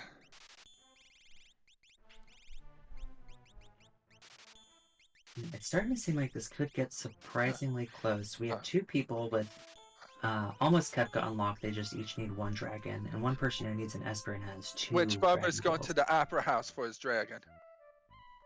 Ooh, nice. Nice. I don't think we've seen the Opera Dragon, so actually no, maybe we have, and I'm mistaken it. No, I don't believe so. Last year we seen the Earth Dragon, which is hanging around Narsha, and then we saw the Yes. Kekla Tower, or excuse me, the White Dragon, which Papa Shango dismissed. Mirage Vest up for bid for Papa Shango. Not what you want to see, or maybe it is for that gal.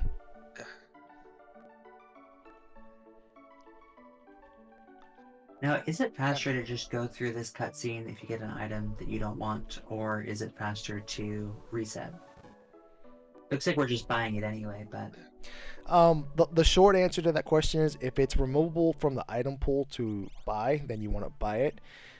If you ever get the imp robot, it's faster to reset and come back in, assuming you have saved outside. But Papa Shango, since you moved an item from the item pool, if he gets imp robot here, it's faster to sit through it.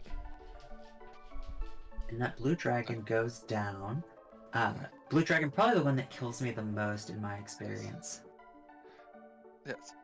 Which Bubba's the first person in go mode.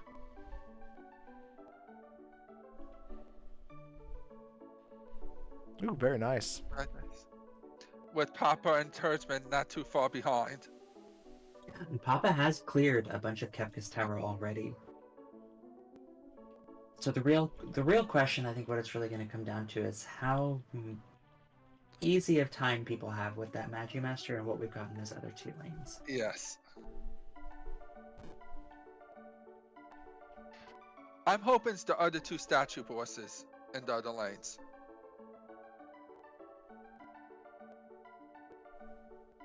What about you, Cerise? I feel like it's either going to be... God, I feel like we've seen so many bosses already, it's hard to keep track. I feel like it's either going to be two statues, something really annoying, or we're going to get a bunch of soft walls. Yes. You know, maybe one of the ultras if we haven't already Yes. seen all of them. We've seen piranhas, we've seen leader. Mhm.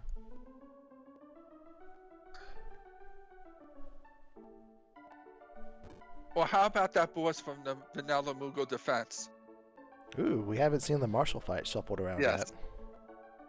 That can be very deadly on a Kefka's Tower lane if it's with two of the wrong things, you know, two fortresses or...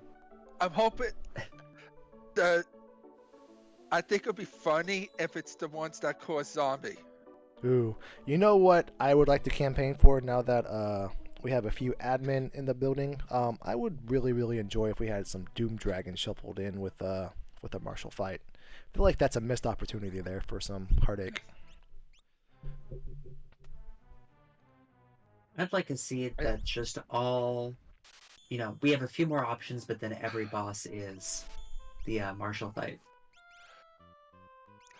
Yes. I feel so bad for Bubba's Party 3. The only people with the only people that are only missing one person. Hmm.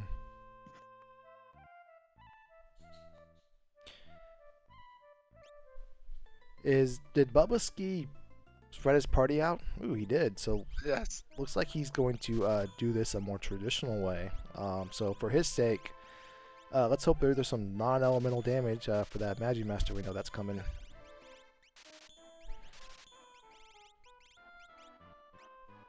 Yeah, we got a lot of options here, but they won't help you if they're not in the right lane. Yeah.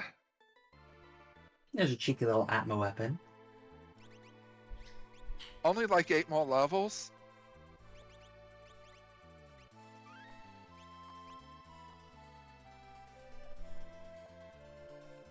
Schwant saying any enemy that you can rage is something you can put with Marshall.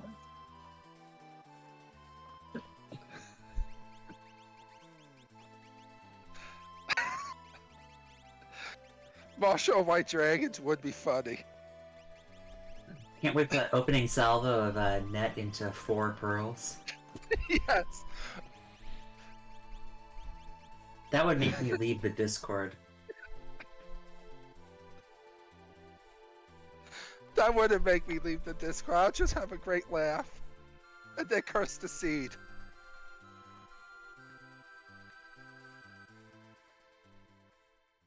Alright, did Papa Shango, is he going to split this out? Or is he just going to...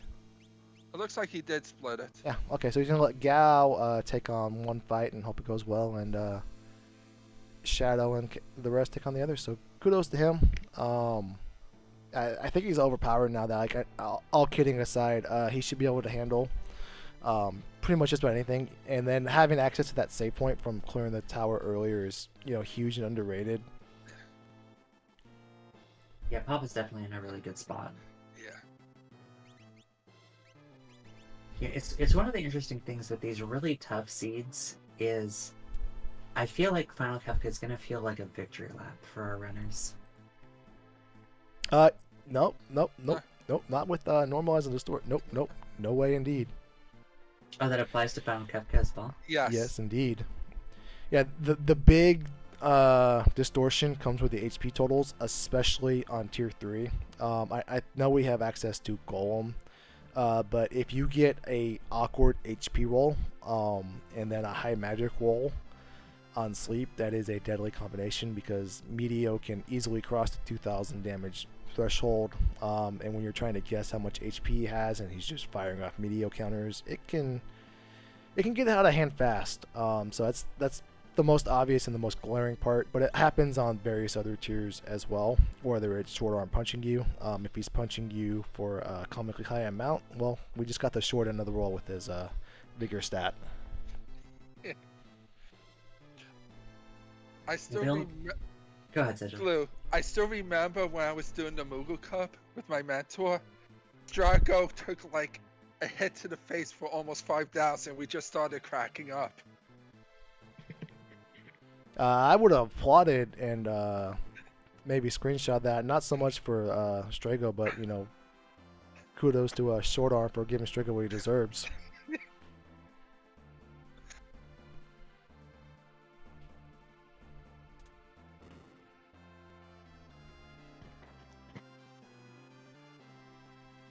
It's always fun to see a seed like this when everything is so open, everyone's going in so many different directions. Yeah.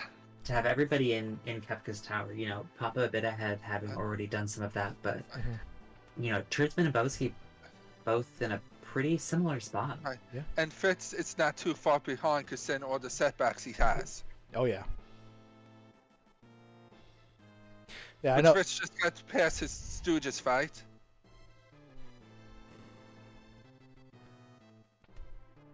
Right. Very nice for Fitz. He just needs one more Esper. And two more dragons. Yep. And Papa Shango needs 2 more bosses, and everybody else needs 4 more bosses. So Fitz bringing up the rear, unfortunately, but he's had. I would say Fitz has probably had more skill log for him from an RNG standpoint than everybody else, and sometimes that is just the nature of a randomizer. But Papa Shango is also one of those runners. If you give him a door, he's gonna blast through it. Yeah.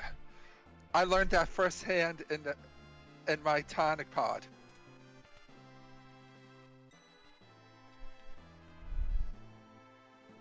What is a tonic pod? Okay. We just got done with the Ultros League, which happens every 3 to 4 months, which is an 8-week event where all the players are put into different divisions: Mega Elixir, Elixir, Potion, and Tonic. And between them, besides Mega Elixir, there's different pods where, depending on how many people signed up. Where Tonic had, I believe, like 6 or 8, same with Potion, while Elixir had 3, and Mega Elixir had 12 people in their group, where the top 6 move on and the bottom 6 get demoted. While in the rest of the pods, it's the top 2 that move on and the top 2 that get demoted. Yep.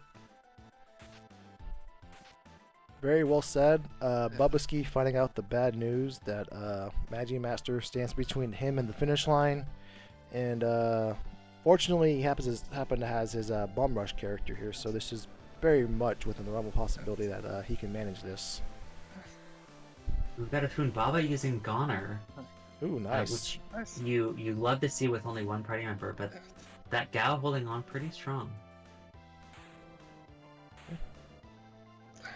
And Funbaba got bitten to death.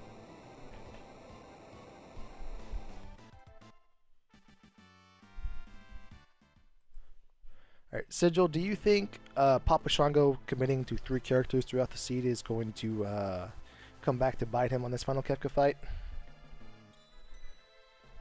I don't think so, because he could always just have like the 4th character just wait trick, or use the, let's say, Golem or Fenrir Magicite in tier 3, and just have that person be a support. Yeah, actually, putting Golem on one of the non-3 characters or even Phantom is kind of an interesting choice, because if he puts it on, let's say he puts it on his Celeste has to survive to tier 3.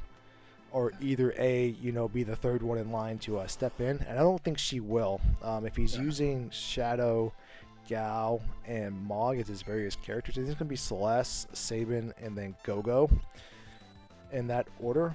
And then, no, he has Strago. So he'd probably have to go on Strago because then just let Celeste and Sabin die on the various tiers 1 and 2. Yeah, I believe we have multi-summon on for this, so you can get a lot of mileage out of something like Fenrir being useful in both tier 1, 2, and 3. Yes. So hopefully our runners don't forget, because that's not a common flag to have on.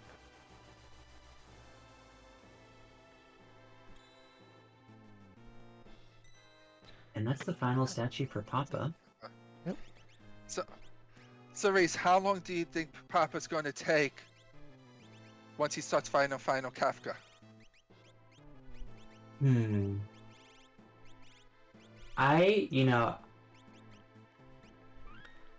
Relative to everyone else, he's had a pretty good time with this seed, so I'm expecting that we're finally going to get some karmic retribution. I'm going to say, we're not going to wipe, but I'm going to say 15 minutes. I'm going to one-up you and go with a full-on comical tier 3 wipe. The reason I'm predicting that is I'm going to bank on A, tier 3 having some unfortunate stat rolls, and then B, if he's utilizing Gal with Rage, he's losing control of a character.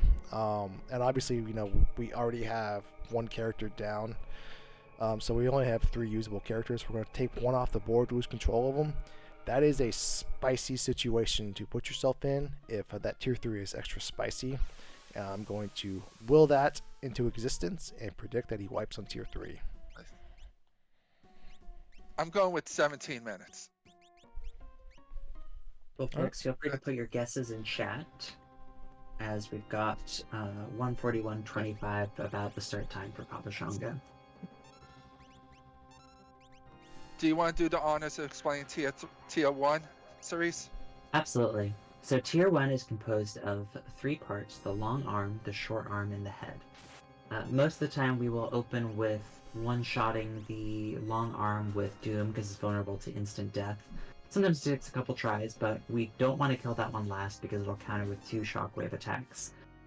Then we typically kill the head second, because if it dies last, it counters with Quake, which we've seen the power of Quake in this seed from Everyone's Fun with Dirt Dragon. And then the short arm, the old man yells at Cloud arm, is just going to counter with some regular attacks, which can still hurt, but is by far the least threatening. Yes. And this would be a good tier to use Fenrir on, because it, other than that dread, it negates basically everything that they'll do. Yes. Which I think Papa used Golem instead. That Golem choice is a little interesting if he pulls it out on tier 2, because if one of his characters get muddled, there's no coming back. That's a full-on commitment to being muddled the rest of that fight, and muddle the wrong one, and he's going to have an unfortunate time. I feel like somewhere I saw Mute. I can't remember if I saw Siren. And we got Papa going pretty comfortably to phase 2. Sigil, if you'd like to do the honors. In phase 2, we have four targets. The left one's magic, which casts any tier 3 spell in the game, plus status elements like stab, imp. And then we have tools, who does a lot of AoE and is weak to instant death, like Doom. And the bottom right, we have Tiger, who casts Northern, Southern Cross, and Flare Star. And when it gets low, it does Doom Tusk, which I hope doesn't happen to Gao. But it's also weak to ice. And then we have Hit, the middle right one, who pretty much just does what his name is. It just hits you and counters. When its death counter is 10 hits, while the death counter for magic is 1 to 2 dispels and 0 to 1 quarters. And real quick, we got Bubbaski and Turdsman getting into their switches about at the same time. Bubbaski's just a little bit ahead. And I didn't see any mute out of Papa Shango, and that magic is probably the big wild card Yeah. of this group, other than getting Doom Tusked by Tiger.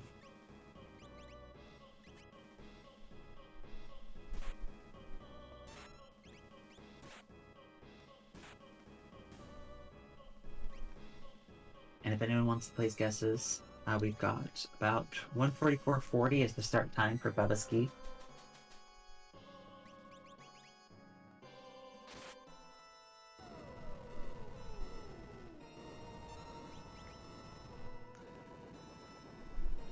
Yeah, so just 13 seconds apart on those two. So if anything, unfortunate happens to Papa Shango, it's up to Turdsman or Bubbaski to get through that door first. And I know he had all the misfortunes and had fun with it, but it's really impressive. A, for Papa Shango, to take advantage of the bum rush and realize it, and not only realize it, but put it in execution. And then B, for Turdsman and Bubbaski to keep going, keep grinding, despite all the various challenges, difficult challenges at that, thrown at them, and to make it this far, this fast. Right, especially with how many characters Bubba found. Oh yeah, we'll be sure to ask him about that. Maybe he was, gets a bonus or something. It's like maybe an objective, like the Xbox objectives on Xbox Live. Maybe that exists and we didn't know about it. He's trying to get all 14 characters. Real quick, is that the death counter on tier 2? Ooh, that was. Dead? Ooh, that is interesting. Papa Shango's now down to 2 usable characters and half of the final fight to go. Which in tier 3 we have Girl and Sleep. Girl absorbs any element, and we normally has short of 10,000 HP, but we have no clue now. Oh, yeah, and it's funny too because I've seen it rolled as little as she has like 7,000 HP and as high as 22,000. So pivotal moment here. Papa Shango will tell us first how much HP did this tier get rolled. And we have Sleep, whose first turn either does like Murden or Whirlwind, and then alternates between a single attack and its AoE attack until it gets below a certain threshold. Then it counters with Meteor and Train. And when you finally beat it, it does 1 to 2 calmness. Yep. Alright, so it looks like Papa Shango is going the babysitting route. He has unleashed Gao, and he's sending out Golem now.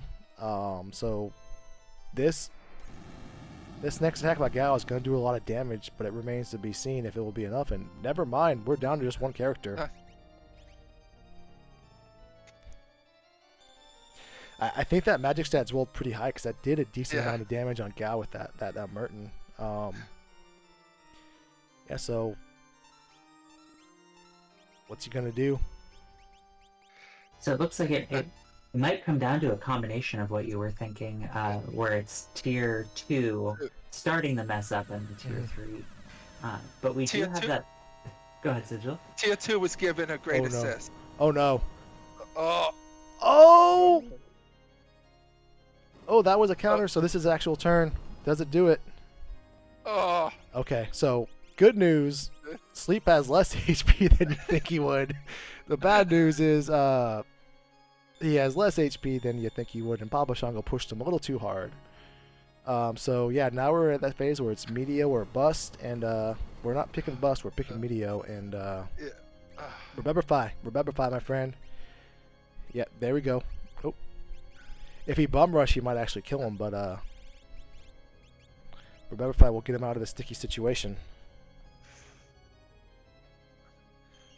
Does he have Revivifies?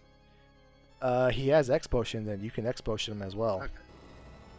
Yeah, there's no scenario where he can get a Phoenix down off and not have a sleep act, so he essentially needs Meteo to miss.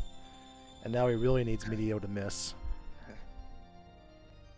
Which we saw it do on the first instance, but it hasn't done it since. Oh!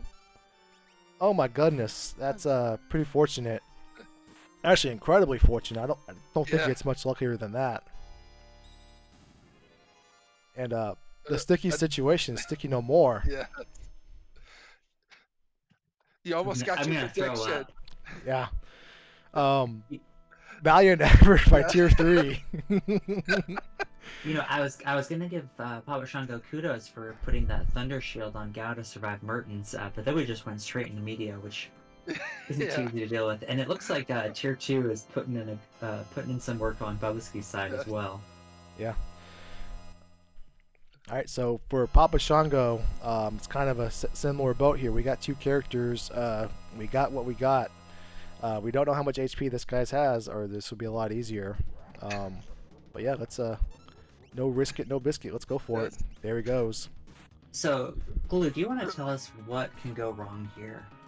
What can Kafka do to us? Well, he can hot counter when he gets into certain phases, and looks like he's in that phase now. The good news is that this rage attack should kill him, because of the knowledge of eating that hyperdrive. So this should be GG's for Papa Shango. Yep, GG's indeed. What a way to finish. Yeah. I would like to know Papa Shango's cortisol levels after that. Well, we might get the opportunity to ask him. Let's inquire about his availability for an interview here. So that was about 9 minutes.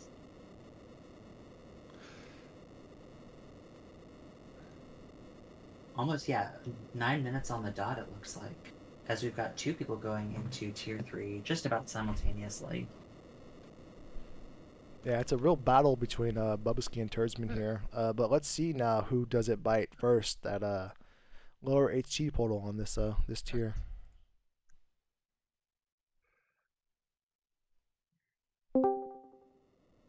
And welcome into our booth of Restream and Race winner, Papa Shango. GG's. Hello, thank you for the GGs. That was definitely interesting. Yes. You had us on the edge of our seats Oh yeah, with that Tier 3. It was very calculated. Running out of revivifies. I was looking for. I'm like, you know what? I used my last revivify and forgot to buy more. I wanted to get him out of it and couldn't. Now, how are you feeling going into Final Kefka, having seen that no one else has done the dot done yet?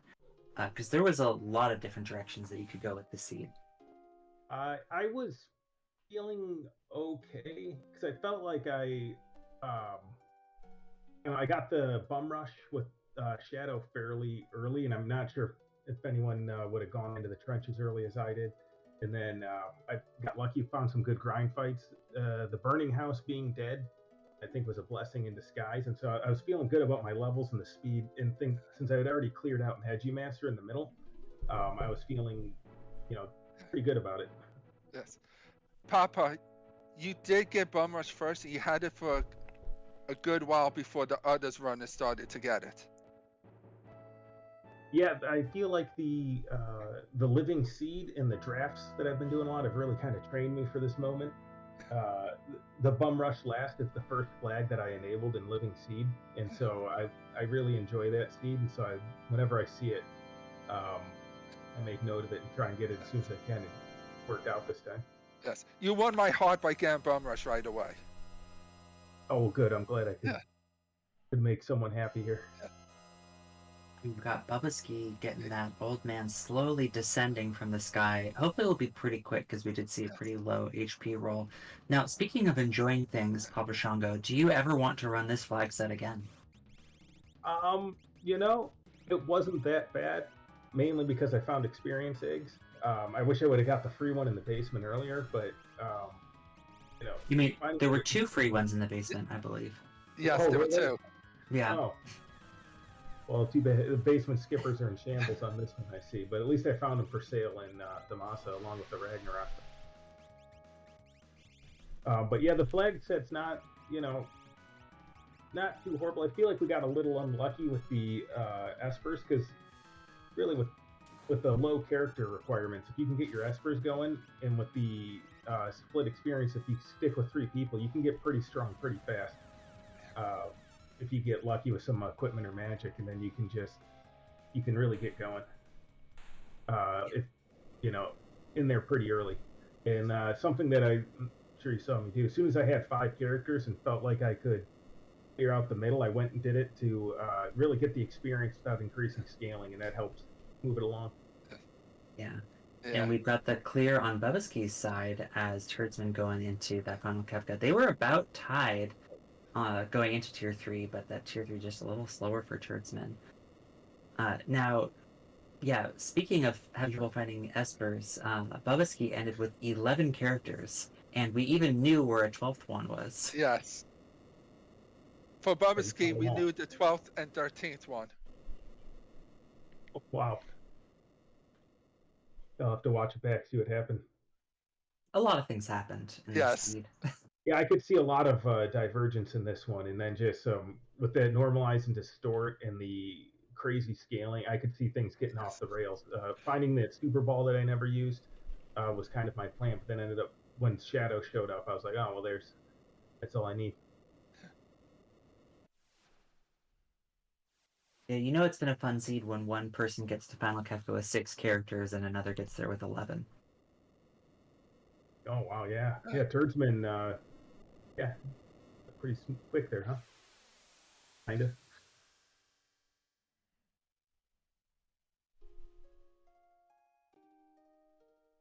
Yeah, still with all that divergence, seeing Bubbaski and Turdsman getting into Final Kefka Yes. about like 10 seconds apart or so. Yes. And they weren't too far behind you.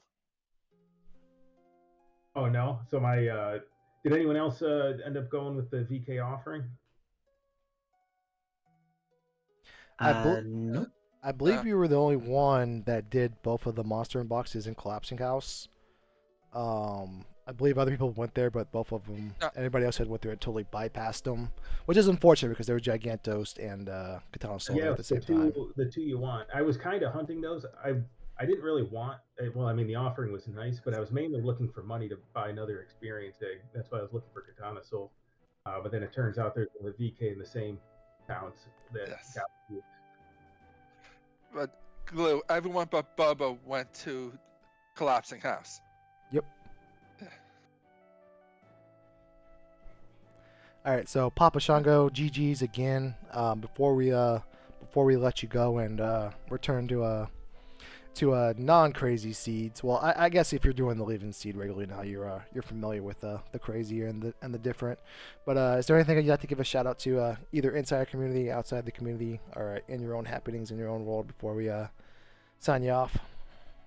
No, just again, thanking you guys for putting this on. It's always great. Very welcoming community. Any new runners.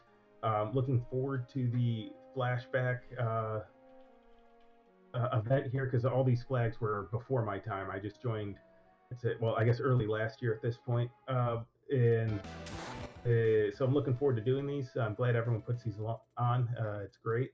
I'd say anyone that wants to practice on these crazy flags, Living Seed and the weekly draft async are definitely places to be. Get you familiar with how to read flag sets and how to play with some of these tougher things. Because looking through this event, there's going to be some tough, interesting flags in here. Yep. So yeah, just looking forward to it. And again, thank all you guys for putting this on. No, thank you. We appreciate you, and it's always a pleasure having you around. So have a good night, my dog. Yeah, good night. Those simultaneous beings are because we are now joined by Turdsman and Bubbaski. GG's. Oh, GG's. GG's. Bubba, I have a question for you. What was going through your head when you were finding character after character? I was internally screaming and externally screaming. I think when I found my 7th or 8th or 9th character, I was ready to throw the controller, but that's fine, because we kept through. What about when you found your 11th? At that point, I'd given up. I was going for 14 at that point. I thought I was going to do it. Between everyone, we just don't know where Locke is. Where was the Yeti? Where was the Yeti? Fanatic's Tower. Yeah, he was sitting on the base of the tower. I didn't even peek it. Oh. Would you have gone for it?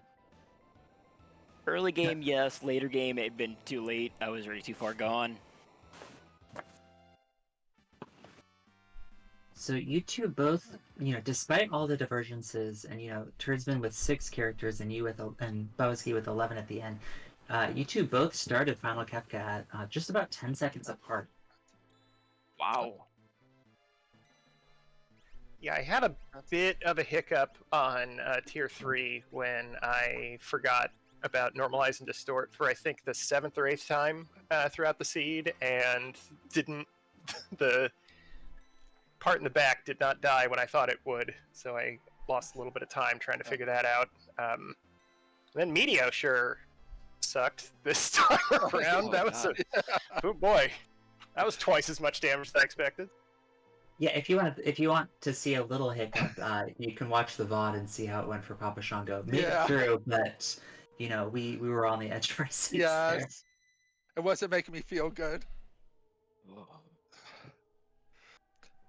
When did you guys realize that the Bum Rush last flag was off? Oh, I think you could see the exact moment when I open up my Blitz, the Blitz menu, because in my head I thought it was, oh, you learn the blitzes randomly, like you could start with Fire Dance and blah blah blah blah, and I noticed that they were all in order, and then I went like, oh, holy crap, that must mean I could just, and it flew right over there. I remembered about halfway through Doma Dream, and I went, oh, I should have gone there first. Yeah, it's so funny in a seed where about half of the places were selling Illuminas and experience eggs, that Bum Rush would be the thing. Really the shining star of the seed. Yeah. Well, yeah, I got I had a little bit of that in the back of my head because of the Super Ball relays that have been going around the race rooms lately. So I thought, like, okay, good shops. I'm gonna want to find a big sword and some eggs, and just go for it. And then I found all of it in Thamasa, and really, I got stuck in the mud a little bit trying to get that last experience egg. There was the 2 underground South Figaro, which was amazing. But then I really wanted to get that last one before I started doing all of my other grind fight checks, and I think I might have lost a little bit of time looking for stuff to sell. Pretty much the big difference between you two and Papa was he had Bum Rush right from the beginning. Oh that yeah, I made bet. A big difference. Yeah, absolutely. Yeah, that would have sped a lot of things up. What were your thoughts about the seed overall, though? I thought it was a good. I think it was a really good seed for getting practice for this flag set. It's like because a bunch of stuff went wrong. There were characters all over the place. Like I think 4 dead checks in the starting casts options. You really had to pick and choose what you were going to do.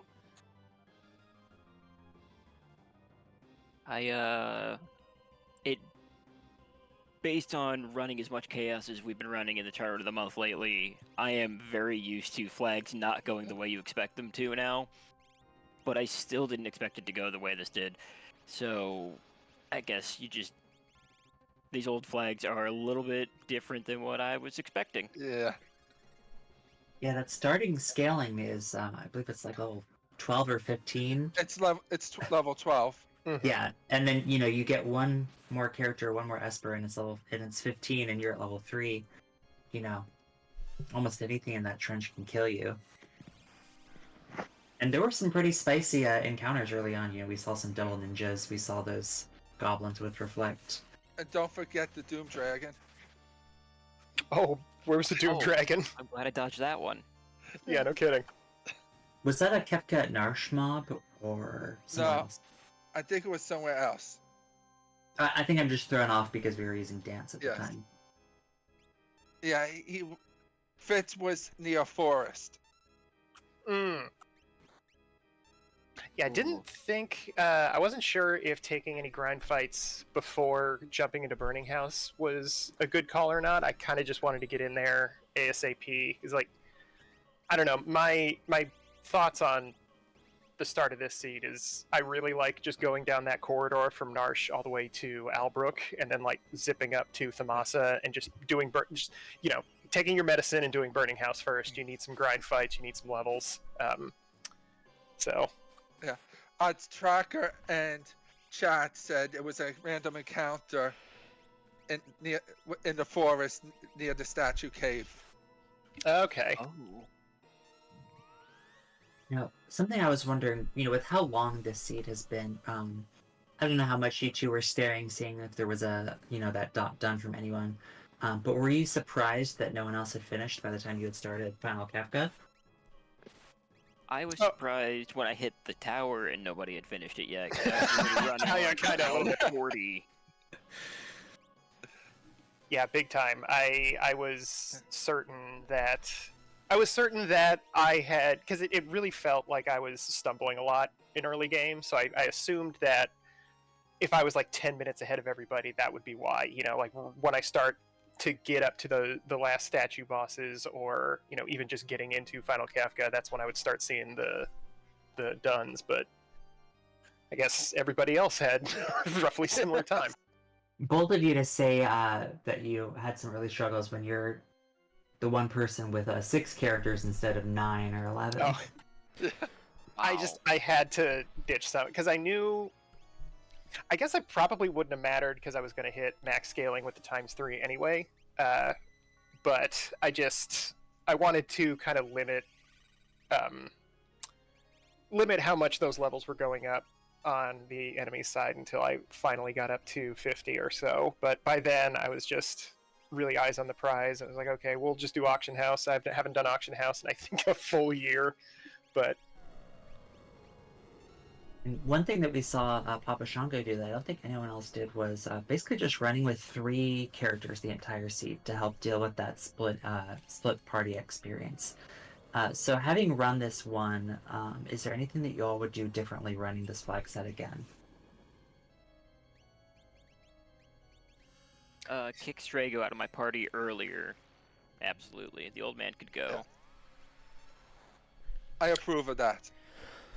oh, that's interesting because I ended up ditching Gao after too long because I wasn't really getting a whole lot out of rage, and Strago could potentially swing a weapon later or something like that. But yeah, I think maybe being a little bit less scared of taking some extra characters would probably be what I would change. I would have much rather have had Realms stuff to do at the end as opposed to getting the double dead check Magitech Factory.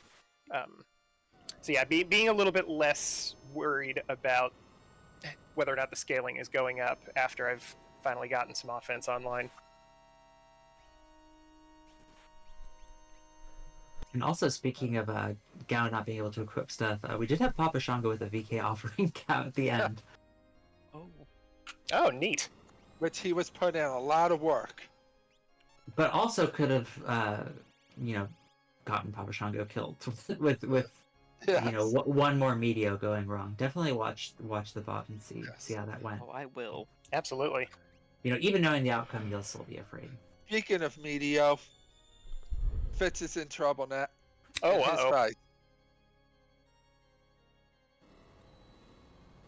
Yeah, the extra damage from Normalize and Distort really sneaks up on you. It's easy to get super used to everybody's low magic scores near the for the end boss. Like it's using a bunch of end game abilities, but it kind of doesn't matter because I think like Final Kefka, like tier 4, has a magic of 8 or something like that.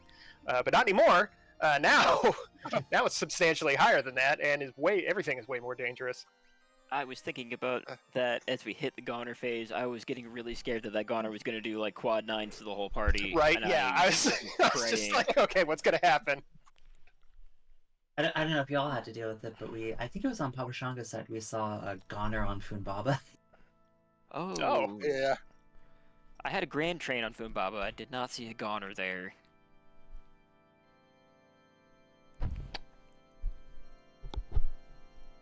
Alright, we've got Fitz going into that final Kefka. Excited to see everybody finally getting through this. I don't know if y'all have any last words, anything you want to say about the seed or the community. I guess last thing I'll say about this seed is if you have been doing this for a little while and you think that you may or may not be a bad mother from down the way, you are not. Do your homework and look at these flags before you go into this, because some of these are gnarly. This is making me gonna look at these flags going into this. I was intending to go in blind to all of these flags coming up, and now I no longer want to go in blind to all of Yes. these flags. Yeah, you guys did it rough back in the day. I missed this event when it first went through, but like, oh boy. I signed up for the event without looking at what flags were happening. Yeah, don't assume that early Worlds Collide characters were sane. Yeah. No. No. Although, you know, we were talking about having Marshall with 2 white dragons in chat earlier, so... Sure. And also Doom Dragons. And yeah, Schwann's pointing out that this was the finals, so Yeah. it's not like this is what we were running every day back then. Oh yeah, it's just kind of even compared to like Havoc Wing, I think was the recent one that I had the most truck with. It's just you really have to be careful about incoming damage and stats and all that stuff. And we finally have the crack pow on Fitz's side. GG's. GG's. Yeah, I'm still amazed by how close everything was. Yeah. With how wild this went. You know, even Fitz being behind, considering everything that happened, I still feel like that's a pretty close time. Yes. He had a lot of setbacks. Yeah, that early game probably being the most brutal part of this flag set. Especially the Fitz.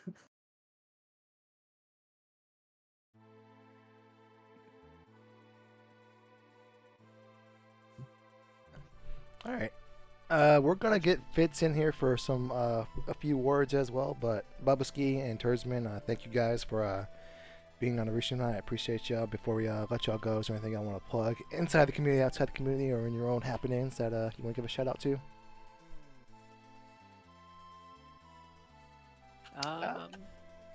Tersman, you first, my dog.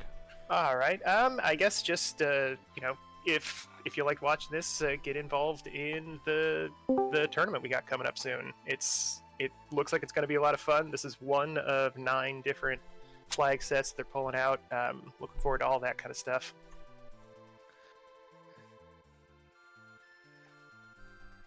And I think on my end, big shout out to the restreamers, the commentators, the trackers, because I know that could not have been easy trying to track all 4 of us at the same time. So big shout out to the back end. Can't do this without any of you guys, so absolutely fun to run these. Right. And thank you for putting on a great race. Yeah. GG's again, gentlemen. I hope y'all have a wonderful evening.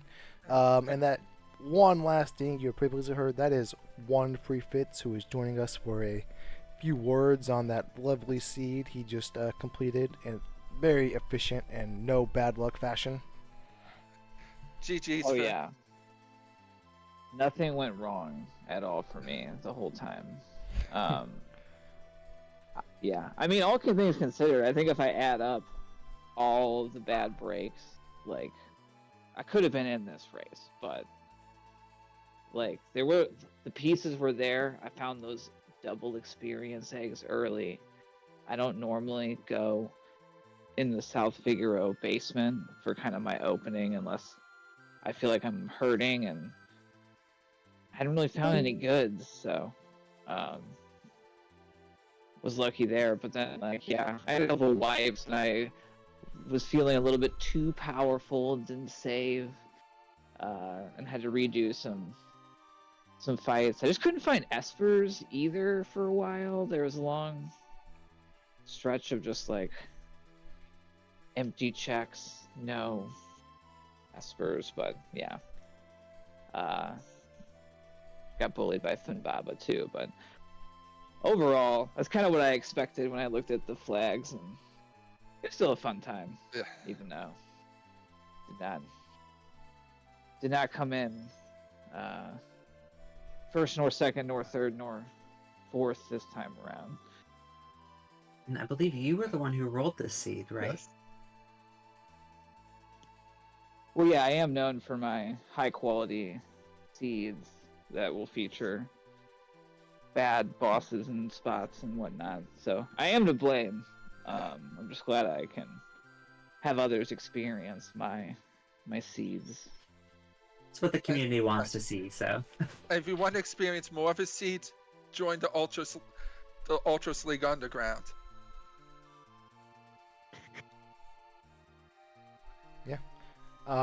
Ultras League Underground. Coincidentally, one free Fitz happens to be the fine individual that runs that event that is always on the up and up and never shady whatsoever.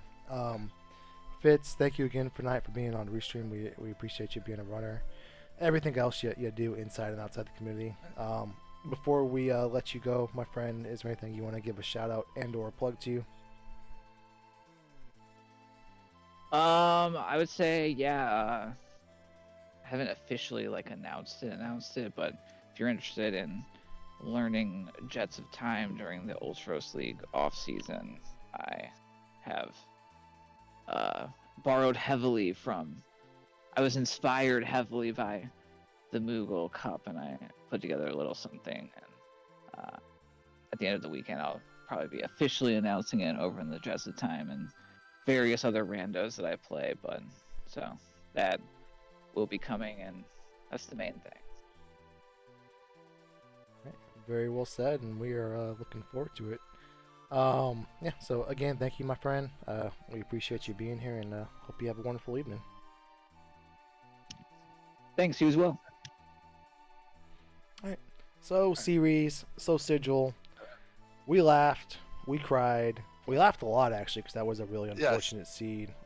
But just one more time for the old bottom line. Flashback Battle Royale, how can I sign up, series? So you can sign up. Oh, we actually have the link on screen right now. Oh, there it goes. But if you have any questions, you can always go into the Discord and ask. Oh yeah, we do have also in the chat a Google Doc for signing up for it. But if you're like me and you don't pay attention to those things, you can always just hop into our Discord and talk to some of our friendly people, and they'll point you in the right direction. In this community, I'm responsible for very little of my brain. I just rely on the brains of others.